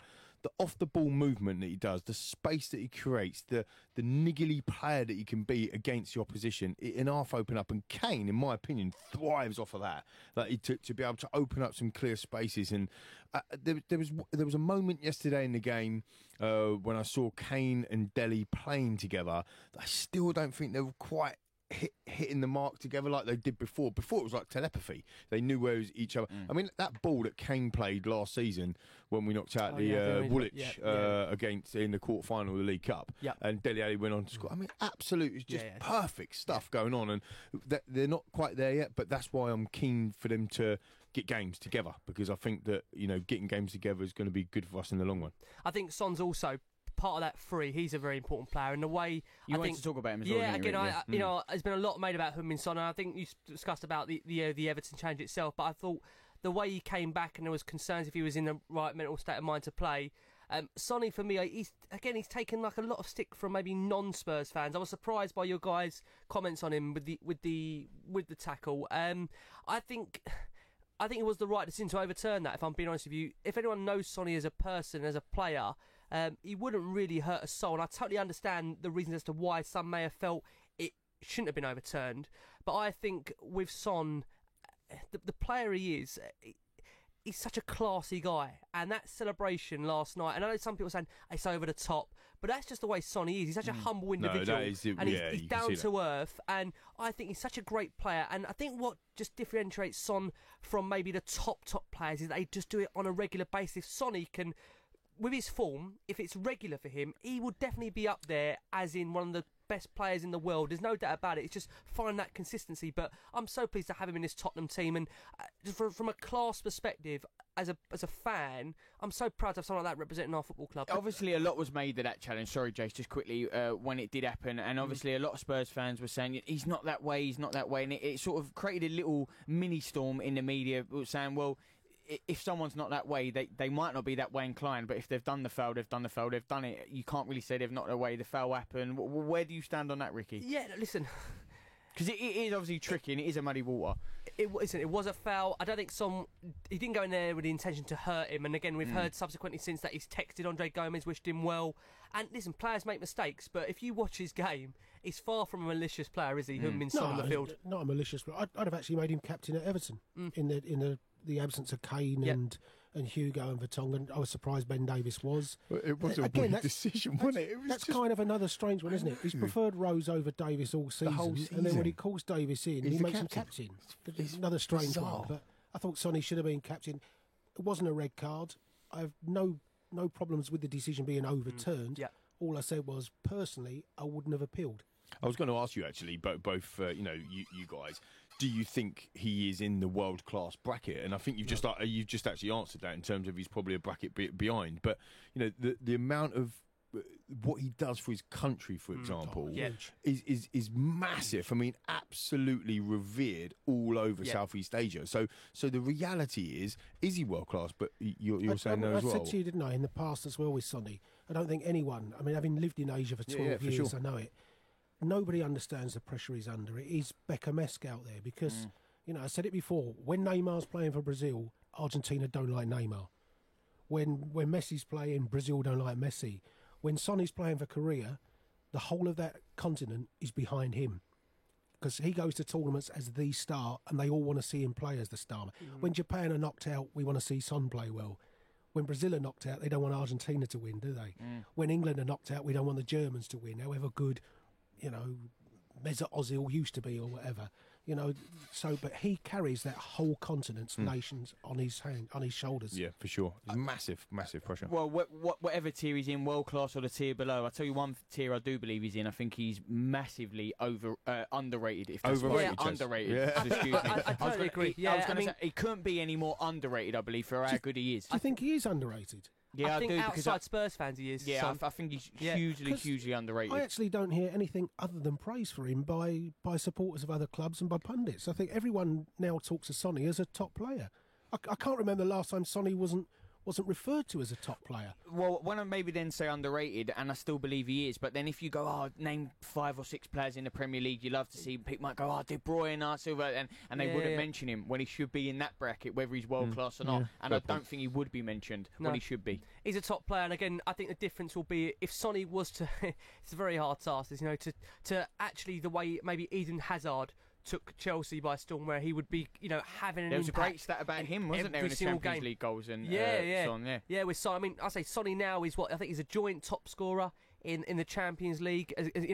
He's a forward. He's not a striker, but he's a really, really good player. And again, I will just say that I did like that celebration. I think it was a real show of humility from him. I didn't think it was over the top. That is, if anyone's watched Sonny play for Tottenham, especially his last 4 or 5 seasons, that is Sonny. He's emotional. We saw it. We saw it even on the bench a couple of weeks ago. The way he got the frustrated. great thing with him is he can go left or right. He can score with both feet, and he scores some fantastic goals. Crucial goals as well. When you look at Tottenham's best goals of a season, and you see the top 10, I bet 7 are usually from him. Yeah, for sure. It's astonishing. The quality of goals he scores is fantastic. Just you talk about kind of going under the radar or underrated or the term that you use. I think that stat there just proves it, that he's top goal scorer in the Champions. No one's talking about that. That's what. No one's even saying about it. He's a top yeah. goal scorer in the Champions League this year. No one's even talking about it. And if we wouldn't have had this conversation, if that was Messi, everyone would be like raving on about it. But the reality is that I love him. I absolutely love him. And he's probably in a team where a lot of the love goes to Harry Kane, as it should. But you've got a few. I've also got a lot of love in the stadium, though. I think he's got a lot of South Koreans now at the stadium. From a marketing perspective, Spurs. I think what he has done, he's brought a huge fan base with him, which is great for the football club as well. The way he's with Tottenham now, they've got a massive fan base for Sonny. Shall I tell you what I miss? And it's going to sound like a bit stupid, but I love a bit of fun and being a bit of a wally myself. I love all that handshake. I miss it. When they score and they do a handshake and it's him and Delhi and all it do. But you know what? I think it's so important. Look, I genuinely think this in life in general. I think people say to me, how can you be so optimistic all the time? And some people think I'm deluded, but other people think it's infectious, whatever. But the fact of the matter is, you've got to come in to work with a smile on your face. You've got to be happy. You've got to make sure that, and Son has that. He has a smile on his face every single time, other than that injury the other day that he ultimately caused. I liked your handshake with Ricky when you grabbed him around the throat. That was off air, mate. We said we weren't going to bring it up. It was positive. But it is important, isn't it? You're going into a workplace, you're going to a team. It's a team effort. People got to be pulling in the right direction. You've got to have a smile on your face. You've got to try and have fun while you're doing it. Look, like a really, really good friend of mine, Jason. Not this one, but another one. He's not your good friend. No, he's a good friend. He's not shaking your hand. No, for sure. But look, a really good friend of mine says that we're lucky if we're on the planet for 90 years. It's a 90-year holiday. You know, at the end of the day, we've got 90 years to prove something. Go and have fun doing it. Blimey, go and win, for God's sake. Time's running out. Well, but again, it's taking negative connotation on saying it should be really positive and optimistic, and it's going in and get them handshakes back. Poch, go and get a haircut. Bring the get Hugo yourself back. sorted out. Back. Come on. Is that what's missing at Spurs at the minute, maybe? That fun element with the players' league. Come on. When they celebrated, have a look. Go back and have a look at the celebrations. When was the last time we scored a goal and we went mental? Last night, you saw Harry, when that second goal went in, you saw Harry fist pump. Yeah, and it was like, because it for his team. But no one's really going over and sliding on their knees or going mental when we scored. No one. Yeah, it could be because Red Star Belgrade and it's not but Chelsea away. Oh, right, what about the Palace game when we smashed them? When Lamela scores an equaliser at Man City, who went and celebrated? I think you will see it though. I do genuinely think you'll see over a consistent period, if Spurs do get the results, you will see that togetherness come back. That's what I'm saying. That's what I mean. It needs come back. But Leah, they also, they're aware of the exposure on social media. They do the knee slide, they do the handshake. People go, "Oh, it's only Red Star." They know what goes on. Are they a little bit? I don't know what the right word is. Not frightened, social media. But honestly, it's true. It plays a massive part. Well, maybe, but I'd rather them go and get a bit of stick on social media and get 3 points every week than be a bit worried about social media and not go and get it. Do you know what I mean? It's kind of like, look, guys, they're professional footballers. Go in, get some. Last night when Eriksen scored and they kind of smothered him a little bit. It was a little bit tapped on his head. Would you be going near him at the moment? No, but that's the point, isn't it? It's like let's be controversial. Why? Why can't you celebrate? Why can't you go get in there? I've just scored because my form's been awful. What a celebration that is! No, but you know what? You know where I'm coming from. Get in there! I've just scored. Well, I can't. We're on the radio, so I can't show what I would actually do. Jay's for up the celebrations in here. Come on. Welcome, YouTube viewers. He laid down the marker. The point being is that you've got to try and enjoy yourselves, and if you're scoring goals, people tell me I've never been a professional footballer, and I wish I was. Yeah, of course. The point being is that when you're scoring goals, they're telling us it is the hardest thing to do in football, but it's the best feeling ever. Well, let's show us then, because that's what we want to get excited about. And people tell me when I had to go at the fans, at home at the Newcastle game, because the atmosphere was shocking. Here we go. People come back to me, the team have got to give us something to cheer about, this, that and the other. Well, let's all celebrate together then. Get behind the team and celebrate when we're winning. We win 4-0, let's go and smash it. Come on. Exactly. Be careful of them claps, it might do your ears in. Come on! Get in there! Get in there. Come on, you Spurs. That's the celebration I wanted. We're going to come back and talk about Sheffield United. Love Sport Radio, the station giving fans a voice. Are you being fobbed off by a company? Are they letting you down? And are your complaints falling on deaf ears? We can help you out. Come to aspokesmansaid.com and we will give you a voice and a platform to raise your complaints. As recommended in the Daily Telegraph, aspokesmansaid.com, fighting for you, saving you money. Hi, my name's Kurt Edwards. I work in advertising and live in Surrey. Last year, the family content insurance was £745. A friend of mine had recommended aspokesmansaid.com when it came for this year's renewal. I managed to get it for £403. So for those 10 minutes on that website, I saved over £340. Told my family, my friends, you'd be absolutely mad not to give it a go. Spokesmansaid.com. Fighting for you, saving you money. I love my brother. We do fun things like playing together. I like having hugs with Freddie. Freddie gives the best hugs. Freddie used to be very poorly, and the doctor said he might need a new liver. Then one day, a very nice person gave their liver to Freddie. It was amazing. We were so happy. Now he's around to give me more hugs than ever. Tell your family you want to save lives. To find out more, visit organdonation.nhs.uk. If you're driving on a motorway and you see a red X sign overhead, you need to change lanes safely. Driving in a red X lane is an offence. Red X's are there for a reason, to protect you and others from danger. The lane may be blocked by a broken down vehicle or road workers, or the lane may be needed for the emergency services. So if you see a red X, change lanes safely. Highways England, connecting the country. My mum and dad say that I don't need lots of sugar. I'm sweet enough already.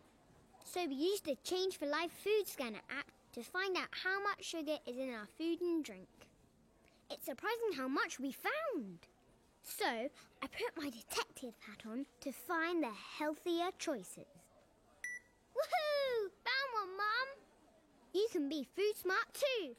Download the free Change for Life Food Scanner app today. This is Love Sport. You're listening to the Spurs Fan Show on Love Sport Radio with me, Charlie Hawkins. I'm joined in the studio with the last word on Spurs, Ricky Sachs, Lee McQueen and Jason McGovern. We are now going to turn our attentions to the game on the weekend. It is Sheffield United. They are flying high under Chris Wilder. Their first season being back in the Premier League. First time for 12 years. Least amount of goals conceded up there with Liverpool. Really solid unit. They come to Spurs on the weekend. Let's do a big preview of the game. We still want to hear from you though tonight, so tweet us at Love Sport Radio or call us 0208 70 20 558. We did have a tweet in and it was saying, I agree with you three. Glad Dele is not in the England squad. Let him rest and recover. Amen. So thank you for that one. You can also send your knee slide photos and pictures in to see whether or not you can beat Jason's. He's going to go down A&E afterwards because I think he's just busted his kneecap.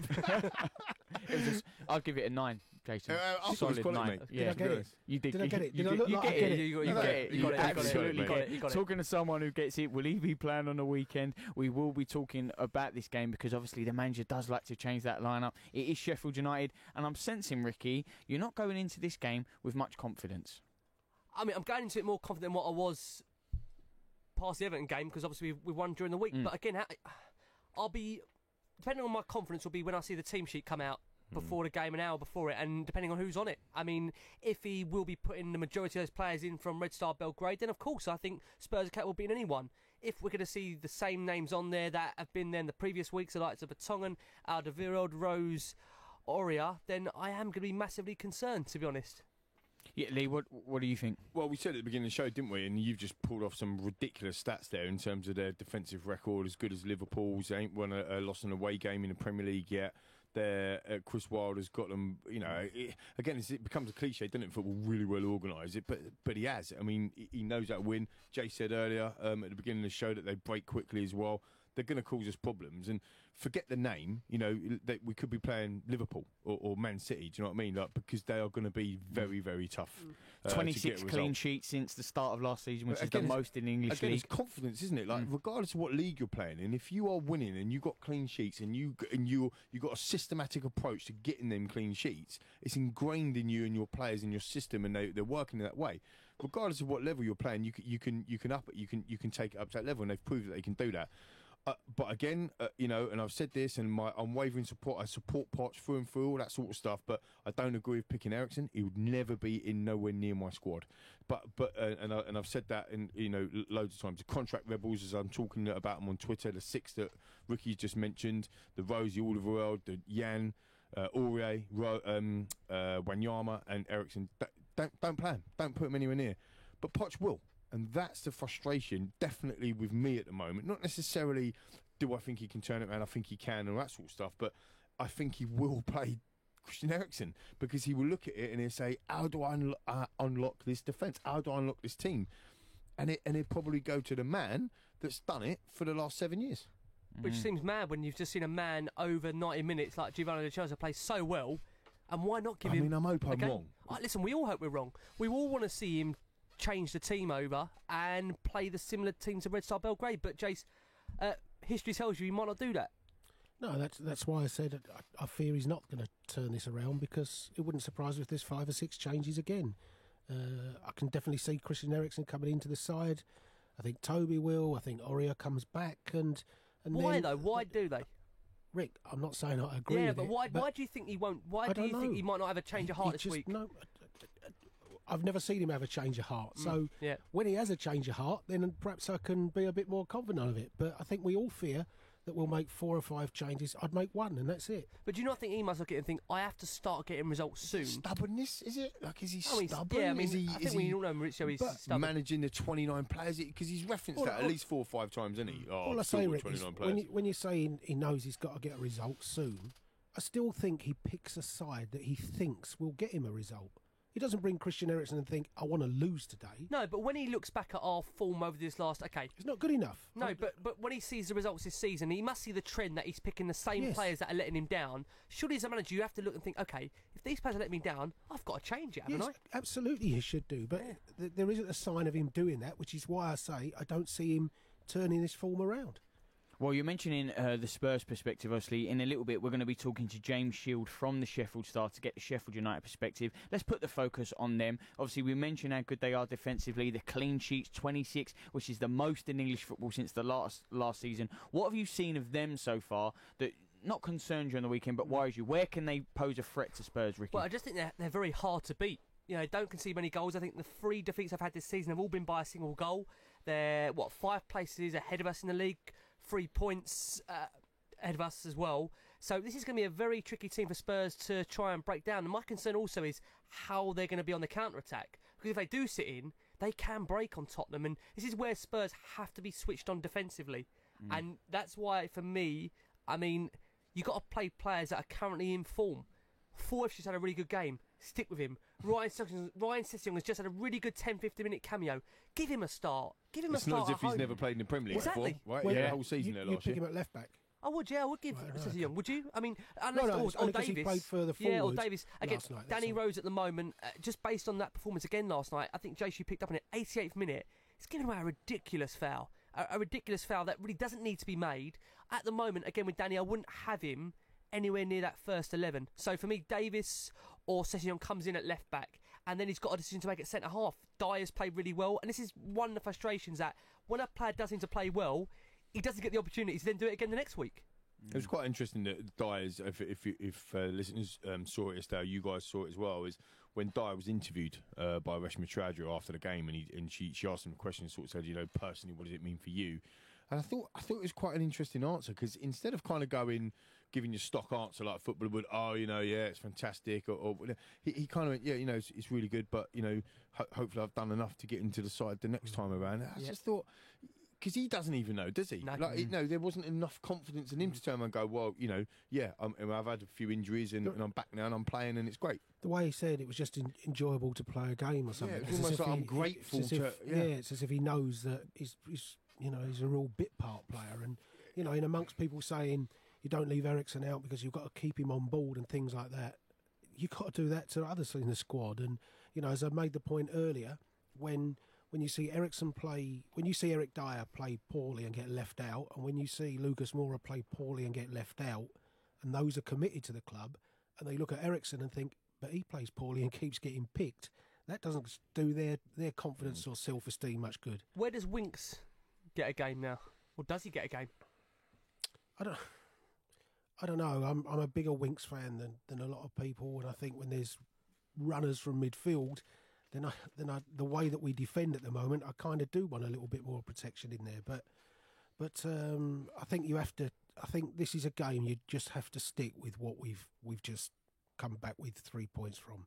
It's a game where you think, you know what, it's time to set the tone and let's go with that side, with the exception at left back. I've got three or four teams here. I've done a bit of research in my book of knowledge. A bit of book of knowledge. And KWP's name has come up on it a couple of times. I don't think he's going to be getting a game. He's in Potter's book at the moment. He's definitely not in Potter's book, is he? For sure. So we'll have him out. But let's just go through some names. Obviously, Gazaniga. To be fair to him, he has played well and done some good saves anyway. Excuse me. So it's just whether or not you play a Foyt and a Davison and a Davis in a back three, because Davis can play the left-sided centre-back situation. He plays there in a free for Wales. Or whether or not you bring Dyer in there, whether or not you play a back four or a back three, against that Sheffield United piece. I just throw some names out there. So you've got Foyt, Davison, Davis, Cess and KWP or Honoria, although he wouldn't be nowhere near my side. Dyer, Ndombele, Winks, and then you've got Son, Lamela, Dele Alli and Kane, or you've got Son, Lamela, Lo Celso. Now he's got 90 minutes under him.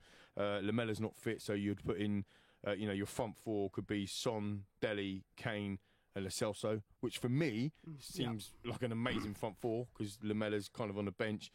Ndombele Winks or Ndombele Sissoko, that's another quandary. Or is it Winks Sissoko? I mean, what's he going to go with here? And like you said earlier, that kind of sitting midfielder, there's no one there if on that side of things. I don't think playing a diamond works, personally. I don't think you should be going for a diamond. So, one thing's for sure, I wouldn't have Eriksen, Wanyama, or Vertonghen, and Alderweireld or Rose anywhere near that first team. But again, I'm not Poch, like we all know. Cess and Sels.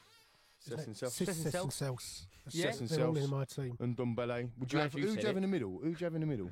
And Ndombele. And Sissoko for me. Referees in the middle usually. No, Is it box to box, mate? I think you would have at the moment. You'd have at the moment Ndombele Sissoko, wouldn't you? At the moment. Yeah, I think, like I say, the only change I'd make is Ben Davies would come in at left back from that side. I think it's a unique thing. We have got to go with what's worked. Do you know what? I think the fans would get such a lot of confidence going into that stadium if that team came out and it was just a one change. I think everyone would feel so much more confident, because otherwise you're sitting there thinking, oh. And in a strange way, when Lee talks about the crowd involvement, you're right. I think if that team sheet comes out and it's the same 11, or maybe there's one change, the crowd will go in there buzzing. I think if they go in and they see 5 or 6 changes and Ericsson, it'll just kill the atmosphere at minute one. So I've written it. This is right down in the little corner here, and this was a few days ago before the midweek game. I wrote down Gazzaniga, Foyt, Davison, Dyer and Davies, Ndombele and Winks, Lo Celso, Dele, Son and Kane. So we're kind of you're maybe looking at Winks for Sissoko in that team. At the moment. But we're going with a back four, Foyt and Davies on one side with Davison and Dyer. General agreement from the guys here with the last word on Spurs. None of them contract rebels are in. Well, there you go, and it's a team that could get the 3 points on the weekend. Do you agree? Let us know. Tweet us at Love Sport Radio. Call us 0208 70 20 558. This is Love Sport. Can you save money on your energy bills? Tony did, with help from a spokesmansaid.com. Getting people real savings. I'm Tony from Northampton. My bills for gas and electricity had gone straight through the roof. I chose a Spokesman Said, and they saved me £2,800. It was so easy, I used them for my house and contents insurance too. For help saving money on your energy bills, go to a spokesmansaid.com. Fighting for you, saving you money. Driving too close to the car in front gives you less time to react. You may not realize that you're tailgating. Leave a 2-second gap between you and the vehicle in front. When it's wet, leave a 4-second gap. By staying back, you give yourself time to react. Stay safe. Stay back. Highways England, connecting the country. How are you? How are you really? Modern life can be busy, and sometimes it's easier to look after others before looking after yourself. But there's only one you. And making small changes to your lifestyle now could improve your chances of staying healthier longer. So take the first step to a healthier you with our free How Are You quiz. See how you score and get personalised tips and support. From how to eat a little healthier to turning a 10-minute walk into exercise. Just search One You. You probably think you're pretty good at multitasking behind the wheel. I mean, you have to multitask to drive. So what's wrong with checking your phone? The thing is, your brain simply doesn't work. Even a quick look at the message, or firing off a quick reply, affects your concentration and makes you less able to react to hazards. If you use a mobile phone while driving, you're 4 times more likely to crash. Think. Put your phone away. Love Sport Breakfast with Richard Lee and Patrick Christys. What I loved about that whole incident, don't consider apologising, just make it known that, no, actually, I'm right. We should be spying on each other. Yeah. And then you kind of question yourself, like, maybe he's right. We should be out there doing really bad things. I don't know. There's some life advice there from Richard Lee. You know what? Just do it. Just whatever's going on in your head now, just do it. Just do it. What's the worst that could happen? Take the Bielsa line. That's what I say. Can you imagine, though, like, being Leeds' press officer? Because obviously Bielsa is crackers. Yeah. Is he like, oh, I've got a press conference. Where is he? I don't know. And then just like at the back with the glass windows of the press centre, you just see Bielsa there with like an open dressing gown, just fiddling through the weeds. Like, Bielsa, come on in. We need to do this. We've got a press conference. It's fine. She can look after the dogs. It's fine. Leave them there. What a guy. Weekdays from 6 a.m. Love Sport. You're listening to the Spurs Fan Show on Love Sport Radio with me, Charlie Hawkins. I'm joined in the studio with the last word on Spurs, Ricky Sachs, Liam McQueen and Jason McGovern. We have turned our attentions to the game on the weekend, Sheffield United. There is still time for you to have your say on the game. Call us 0208 70 20 558 or tweet us at Love Sport Radio. We was talking a little bit about some Spurs players going under the radar. Have Sheffield United League gone a little bit under the radar this season? Because no one would have maybe predicted the flying start they have had, just promoted to the Premier League. They're surprising a few people. People were looking at Villa spending that money, you know, but Sheffield United have done very, very good, and Norwich have sort of faded away after their bright start. Yeah, for sure. And I think, you know, after a period of 10 games, 9 or 10 games, it starts shaping up. I don't really think you can start to look at the table until Christmas. The fixtures run after Christmas really shows where it's going to be. You could probably take out Liverpool, Man City in that comment on the basis that, you know, they're flying. But other than that, I think the table starts to shape it up. And, you know, with all due respect, I think they've done an amazing job and I think they've been brilliant. But they're not going to be in the top 8 come the end of the season. They're not going to be there. So fair play to them, and I hope that, you know, to a certain degree, it doesn't start on Saturday. But, you know, if they prove me wrong, that's fine. But the reality of the situation is that, you know, once all the dust settles and the leaves fall all the way around, the top 6 will probably be the same top 6 it has been for the last X amount of years. It's just in what type of order. And I hope that starts on Saturday with a Spurs win. Yeah, and we're going to be joined by James Shield from the Sheffield Star in just a little bit, Ricky. But knowing James from the Sheffield United fan show, he'll say, as every fan says when they play him, you know, it is Sheffield United, they won't be there, you know, the good side, but we should beat them. But they're getting the results where no one exposes, you know. They've beaten Arsenal, they've beaten Burnley, you know.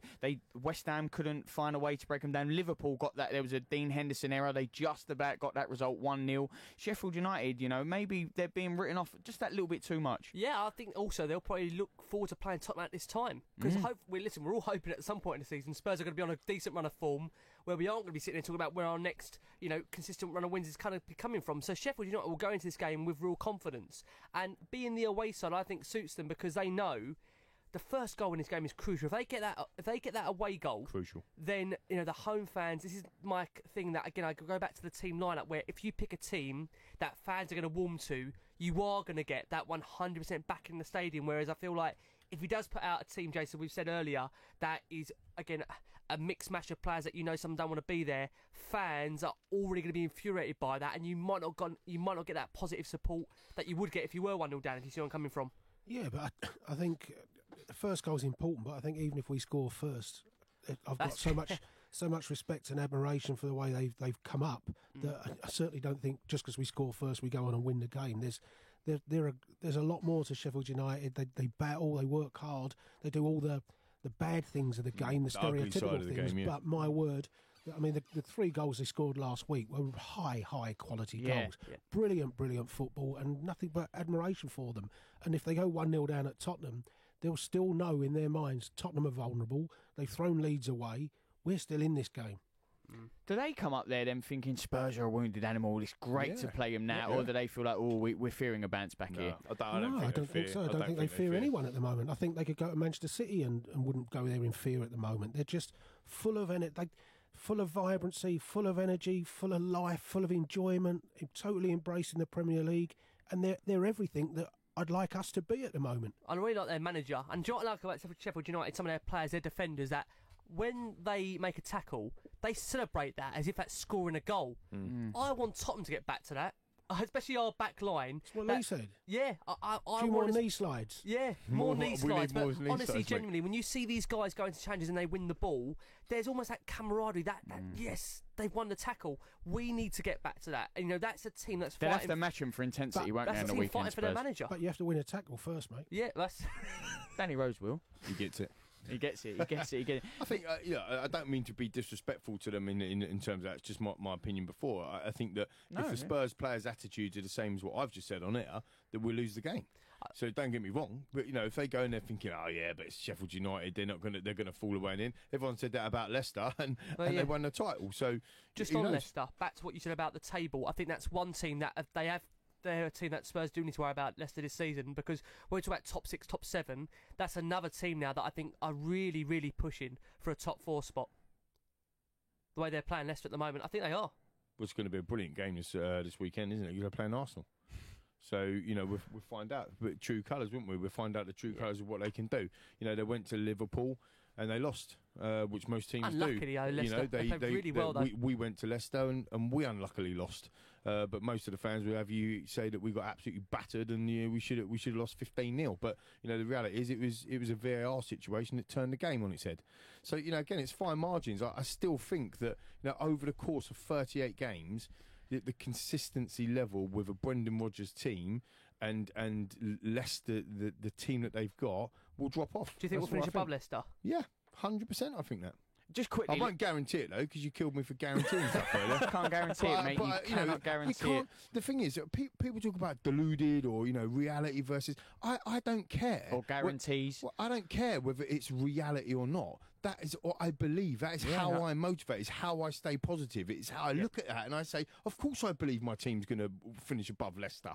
Like, hello, why would I think that why would I go through life thinking that we're not going to finish above Leicester? How negative is that? Like, I still think that we can catch Man City. Because it's a dream. Who's having a go at me for having dreams? No. Who's having a go at me? I agree with you in both. Later. No, but I agree with you in both those statements. But it was when you said 100% we can't say that Leicester are going to finish top four, which we can't say that. No, I guaranteed it, didn't I? Yeah, but they won't finish top four. So we'll see at the end of the season. That's a great prediction to make. All I'm saying is, in my passionate defence is, you know, you've got people that are half full or half empty, and the reality of the situation is that we need around our club to be half full. Yeah. We need the fans to get behind us. We need to talk about the positives. We need to squeeze any positive that we can out of the situation so that we can turn the corner. And this is the time where we, like Poch says or whatever, where we need to stay together. And actually infighting and having a go at each other and, you know, screaming at each other on Twitter and this, that and the other, it don't help.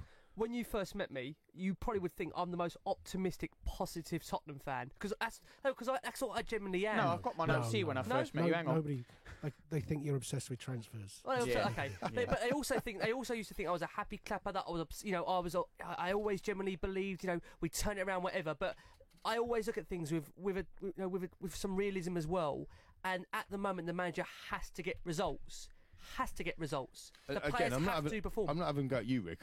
Before all I'm trying to say is that when you're little, when you're a child, and you know make a wish or you have a dream or whatever it might be, there's nothing wrong with that. And in this society now, with instantaneous and social media, and people have all their opinions, and they can have a go at you all they want, and they can make you feel rubbish, and within 5 seconds. So what? I've still got dreams, and I still think Spurs can win the league, not necessarily this season, but it doesn't matter. I've been waiting in 137 years. In 137 years, we've won the top league title twice. I mean, give me a break. In the context of the whole 137-year history, I can wait another year. I mean, you know, the reality of the situation is when one more year and that's it. If not, we're folding. Let me quickly ask, though. That's the point, isn't it? It's not just one more year. It's always because we are supporters of the club. I completely agree, Lee. And actually, I agree with your sentiments about the club and having dreams completely. Let me just quickly turn it, though. Is the international break after this weekend? And we're obviously talking about, you know, the negativity, the manager. Can we get the away win, get the monkey off the back and all this? Obviously, how big is this weekend's result? Because if Spurs don't win, then it just means we have to talk about it for a little bit longer. It lingers over like a bad hangover. Keep it positive, and then you've gone, what's the negative if we don't get the result this weekend? No, no, I think it's a valid point because I think Jay said this last week or maybe on the pod. In a sense of the Everton game, the Red Star game, and the Sheffield United game is massive. We've got to go in there. We're getting maximum points. I think you said we've already dropped 2. So this is a big game, right? And actually, if I can bring JC in, why I was saying it, because when you are trying to be positive, you know what people are going to be like when it will be, because there'll be no other game to talk about. Oh, we lost that game to Sheffield United, we drew, and then we have to talk about that for 2 weeks, and it's harder to carry on being positive. Without a doubt. We needed to win Everton for me and go into it with 2 wins. But, I mean, this international break, if we don't win Saturday, we'll have gone, 2 points out of 12 or 1 point out of 12. That's clearly not good enough. Straight after the international break, we got a massive London derby. The first, I think that's the Saturday early kickoff, isn't it? Straight away, first off, West Ham. We know what that one's like. Okay, we've won down the council tip a few times, but it's still a tough game. And when you haven't won away, that becomes another problem. Yep. So we need to we need to put wins together, mate. Need to put wins together, and it's Sheffield United on the weekend, and James Shield from the Sheffield Star is joining us next. Giving your team a voice. Love Sport Radio. Digital radio offers great sound quality and more stations than ever before. And we want to make sure that you get Love Sport on your digital radio.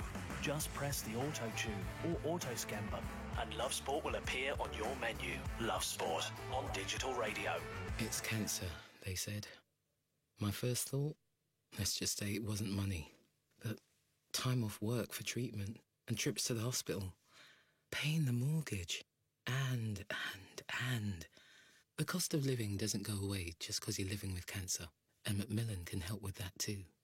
My advice? Take their advice, soon as. I did. Macmillan, right there with you. Search Macmillan Money Worries.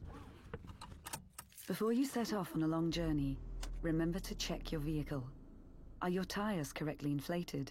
And are the treads deep enough? Have you got enough fuel? Is your oil level right? Checking your vehicle doesn't take long, but can prevent a breakdown or accident, and save you money. So, before you set off on a long journey, check your tyres, fuel, and oil. Highways England, connecting the country. If you see somebody showing any of the signs of a stroke, you don't have to think about it, you just dial 999. Use the FAST test. F. Face. Has their face fallen on one side? Can they smile? A. Arms. Can they raise both arms and keep them there? S. Speech. Is their speech slurred? T. Time. Time to call 999 if you see any one of these signs. Act fast, make the call, dial 999. Whoa! Look how much saturated fat is in these chocolate biscuits. It's surprising how much is in our food and drinks.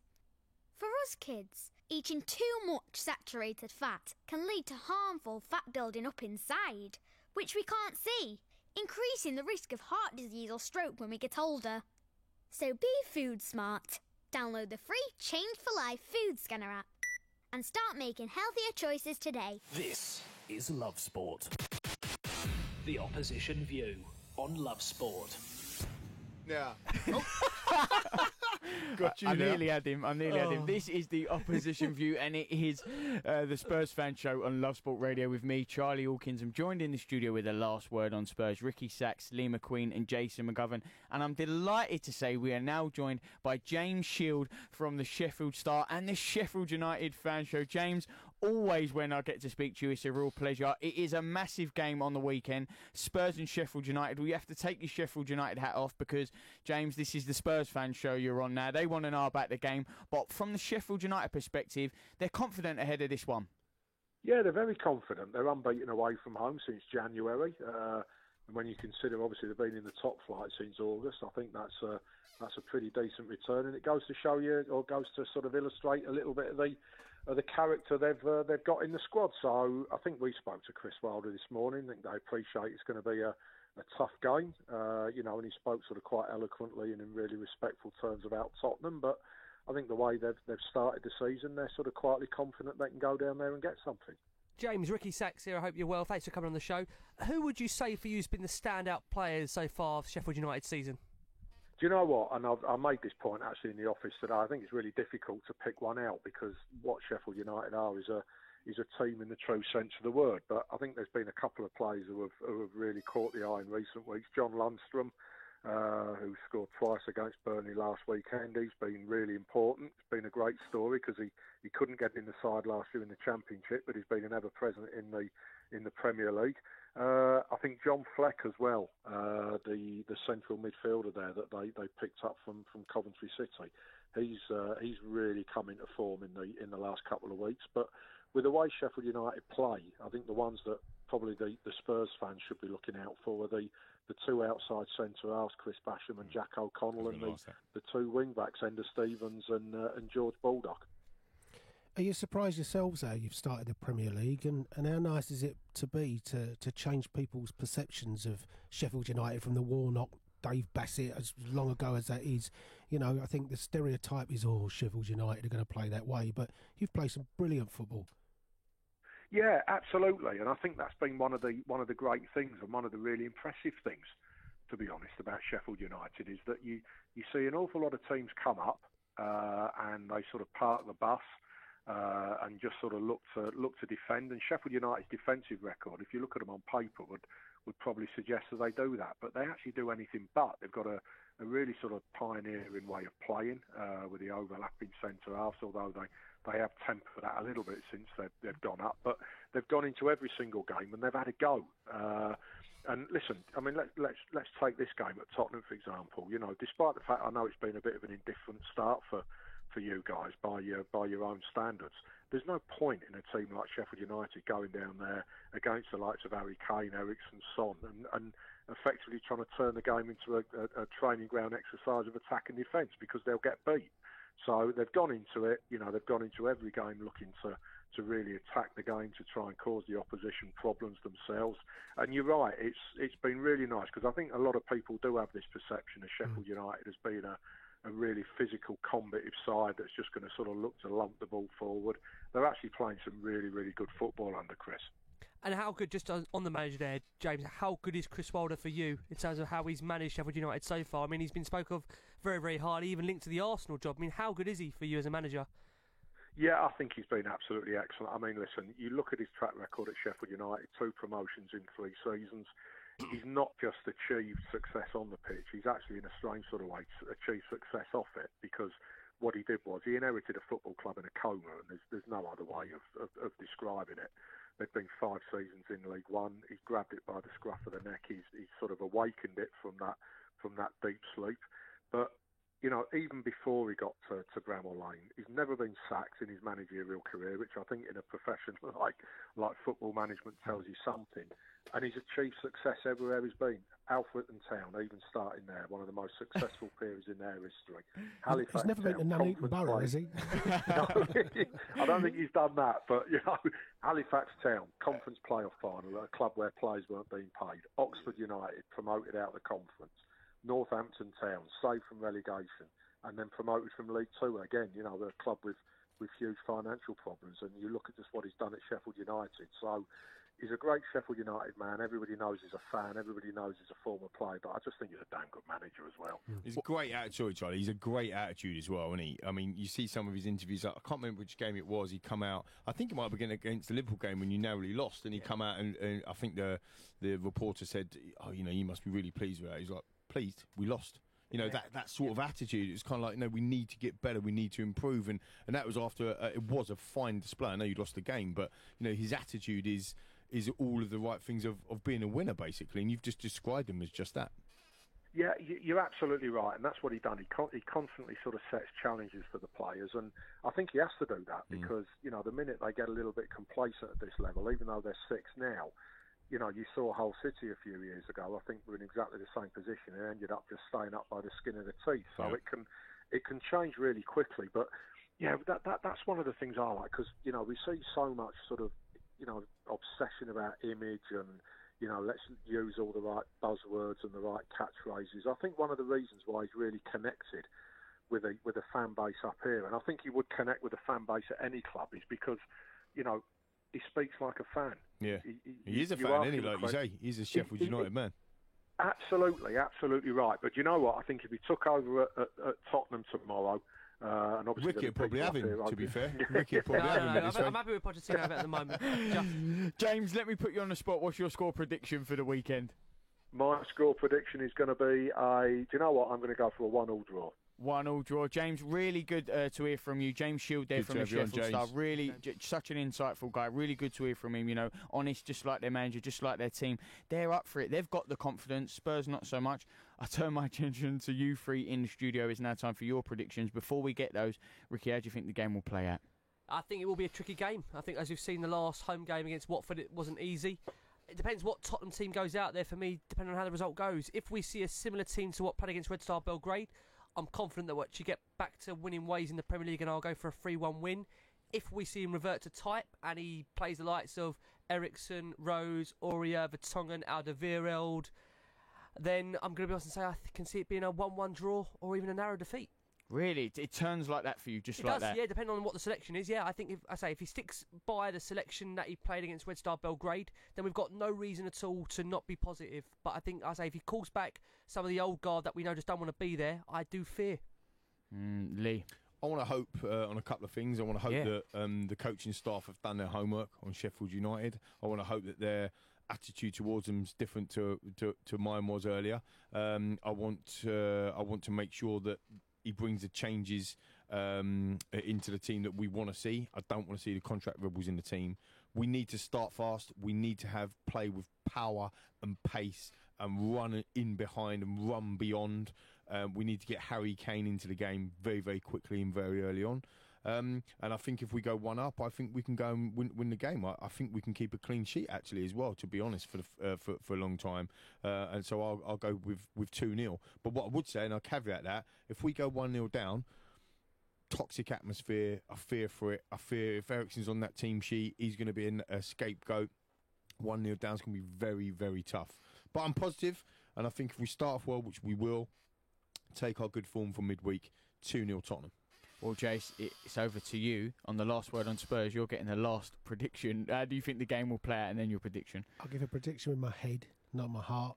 We'll make 4 or 5 team changes and we'll lose 2-0. Wow. Okay. And just because the way you're playing at the minute, Yeah. the side you're Because seeing doesn't instill lose that confidence in rhythm. you. We'll lose that rhythm. The players come in, won't perform. We'll concede that. We'll have a slow start, and we'll end up conceding and throwing the game away. Set pieces as well. Toby at set pieces. Sheffield United would have scored with a set piece. Well, I can't end with that. I should have started with you. But make sure you tune in for next week for the review of the game.